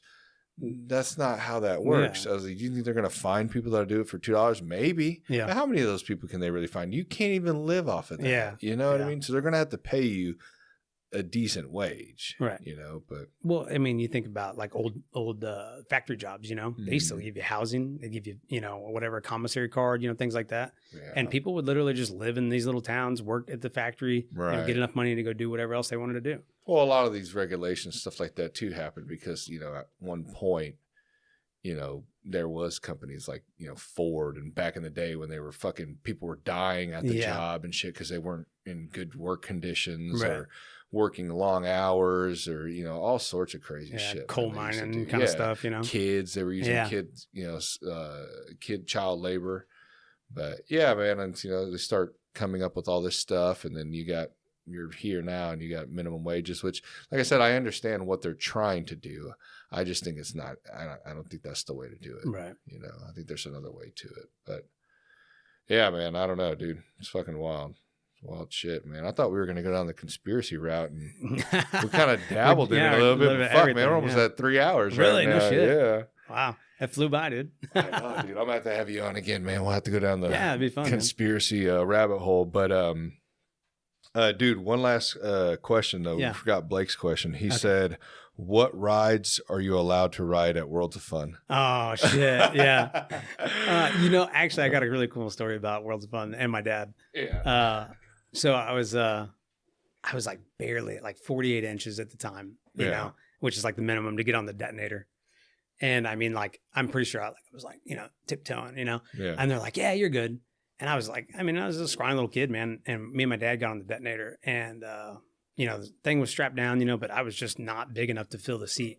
And that thing went shooting up, and I like literally was slipping out of the bottom of it. And my dad wrapped my shirt, like wrapped it with his hand, and was holding on to me the whole time. And like, I'm like hanging out of this thing, dude. Holy fuck, dude. Scared the hell out of me. How did you, what the fuck? Yeah. Was this on like, the news? Oh, no, it wasn't on the news. No, I wasn't like hanging like from it, like one arm or nothing like that. He just was holding me up there. Like my legs are falling out of it. I was like, God damn, what the fuck? Yeah, no, nothing crazy like that. I've only been on it once, dude. I'm not a roller coaster guy. Yeah, no, dude. I went on a roller coaster with not a roller coaster, but we went to Galveston when we first started dating. We went to Galveston, and there was not a carnival, but like a fair, something like that, whatever. And they have these rides that go out over the ocean, dude. I've never been more like, this is so sketch, like ran by meth heads, dude. Like, fuck, I was like there was one, it's like these giant swings, you know, and they come out like this, and they're doing these little loop-de-loops or whatever. And who's doing the maintenance on that equipment? That's what I want to know. And I was sitting there looking over like, oh, hell no. Yeah, you look at some of these rides, dude, they got rusted-ass bolts and shit. Yeah. Oh, man. Yeah, and you got the guy who's operating, he's got 3 teeth, and he's got 4 cigarettes in his mouth. Yeah, fuck that, dude. I'll pass on that, man. Oh, shit. Well, shit, man.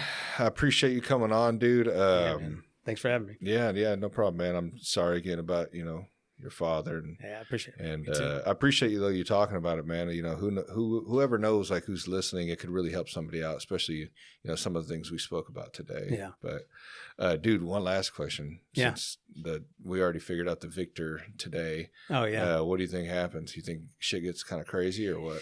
I'm kind of worried about it, man. Like, I saw a lot of people on Facebook already, like, talking about how, like, it's time for us to, like, or what this chick said, I hope the next shot doesn't miss. And I was just like, damn, dude. Yeah, like wishing death upon her. Yeah, dude, that's just crazy to me, Yeah, I know. I think it's wild. And then I think it's even more sad that, a lot of people are putting up a lot of fucking CNN just talking points, for the reason why they don't want, him in office. And I don't know, man. It's kind of wild to see some of the people and how easily they're just manipulated, right, by talking heads. Yeah, for sure. And I'm not saying like he's the greatest guy in the world, and he definitely wasn't my first choice. Me being more on the libertarian side, I have some conflicting views, but or even the system in general, right? But, yeah. 2-party system mostly. Yeah, 2-party system, bullying everybody else out, and then on top of that, we all know that no presidents aren't running shit, right? Yeah, figureheads, man. Yeah, and so it's all just a bullshit game, and you just hope you get a couple of bones thrown out. Which the biggest selling point for me, like when I started to see everything, towards the end of him starting to work with RFK and promising him a position to where he can kind of battle with the FDA and start getting all these chemicals out of our foods, which would be fucking fantastic. Yeah. All the shit that's allowed in our foods is insane. Yeah, absolutely. Red dye and all that. Yeah, stuff, all that shit. And then, he's working with Casey and Callie Means, who, man, if you haven't heard a podcast on them, they eye-opening, dude. Yeah. Like about just our food, man. I walk through a fucking price shopper now, and I just look at everything different. Yeah. You know what I mean? Yeah. Like you just kind of like, oh man. What the fuck have I been eating this whole time, dude? And then what are they doing to that meat? Yeah, you start seeing how it's relatable to a lot of these cancers and fucking dementia and all this other stuff. That waxy buildup in your head, Alzheimer's, bro, whatever else. It's crazy, man. And so it's just I really hope, some things are done like, towards that route. Fuck, I hope they cut taxes off overtime, and hopefully taxes or income tax. That would be fucking nice. Yeah, that would be the one. Have you seen the libertarian page? And they're like talking about like cutting income tax, and they're like fucking excited as shit. They're like, finally. Yeah, that's all we've been asking for. Yeah, dude. I mean, we get taxed. It's like I think a total Insanely. It's like 24% total or something ridiculous. More than that, if you think of sales tax, property tax, every time you buy something, it's taxed. Yeah, which is crazy, right? Like, because I have to pay the sales tax like as a 1099, right? You know what I mean? It's just property tax. Yeah, I've owned that truck for 7 years. Yeah, outright. Yeah, and you still got to pay. Why the fuck am I paying property tax? Where the fuck is that going? Yeah, Because have you drove down Antioch Road? Yeah. It ain't fucking great, man. Oh, shit. It's very bumpy. But, dude, I just hope nothing crazy fucking happens. Yeah, bro. dude. That's the only thing I worried about. But I've already been seeing some terrorist threats. They've already stopped a couple of them, dude. Wow, really? Yeah, some wild dudes. Like one dude tried to detonate a set of weapon of mass destruction. Oh, Whoa. the fuck! You got a nuke? What is this like in America? Yeah, it was in Tennessee. I'll show you afterwards. Yeah, that's crazy. It was in Tennessee. It was at an energy plant. Shit, dude. Yeah, bro. Yeah. Just, I mean, in the name of what, it's like, well, I mean, like I talked to this guy and he helps me out a lot. He sends me a lot of stuff for the show. So appreciate a post. But he sent me some articles and we were talking and I was like, well, what do you think is going to happen? He's like, I'll probably fuck this up, but he basically said like, there was reasons to stop things from the prior administration, but now that administration isn't in power, what's there to stop? Right. So I feel like he kind of feels like something's bound to happen now that the guy's in that nobody wants. Oh, well, nobody. A lot of people don't want in. Right. And there's a lot of people who do. Right. But a lot of people who don't. Yeah. They still have power as well in certain places. Yeah. So. Yeah. I really hope that just the thing is like. Whenever, and I'm not even saying towards him directly an event. Right. I mean like something catastrophic happening in America nationwide. Right.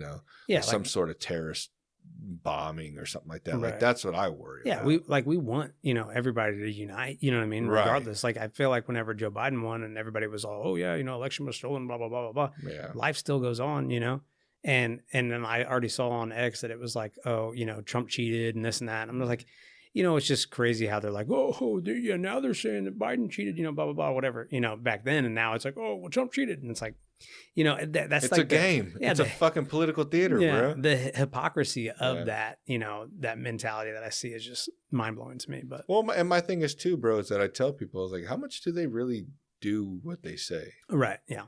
I mean, isn't it like a very small percentage of like 5%? Yeah. Is the only what they actually fulfill during their entire term? I think part of that is that they don't have the power that people think they do, when they're promising, talking oh, head. it's this. Yeah, exactly. It's talking head of America. They can veto certain stuff, whatever else. But I mean, at the same time, part of the biggest thing is gas. Yeah. So a lot of people tell me, I'm not saying they don't do shit. I'm not saying that, but I'm saying, I think what we're both alluding to is that there's big corporations that have a lot of strings. Yeah, a lot of strings. A lot of influence, man. So. Yeah. But nah, man, I appreciate it, man. Oh, also, one last question. Yeah. Why the fuck do they call you Mooch? Mooch, okay. Yeah, because I just call you Ryan, and then they're like, Josh would say it all the time, Mooch, Mooch, and I at one point didn't know who he was talking about. That's so funny. Yeah. And then, so my nickname when I was like, I don't know, like 18, 19 was Mucho, and then from Mucho it turned to Mooch. And just got shortened, because back then, like girls would be like, "Oh, you're a lot," you're too much, so then it became Mooch, and then it became Mucho, Yeah, so Mooch it's just been the thing, and even my nephews and niece call me Uncle Mooch, so I just always rolled with it. Like whenever I first went to the gym, like Coach Jeremy asked me, on the little questionnaire, he's like, "Oh, any nicknames or whatever," and I was like, Mooch, I just put it on there. I didn't really think that people start calling me Mooch. I was like, oh, okay. It's kind of a cool nickname. Yeah, thanks, man. Well, hey, man, Mooch. Yeah. I appreciate it, man. Yes, sir, brother. Appreciate you, dude.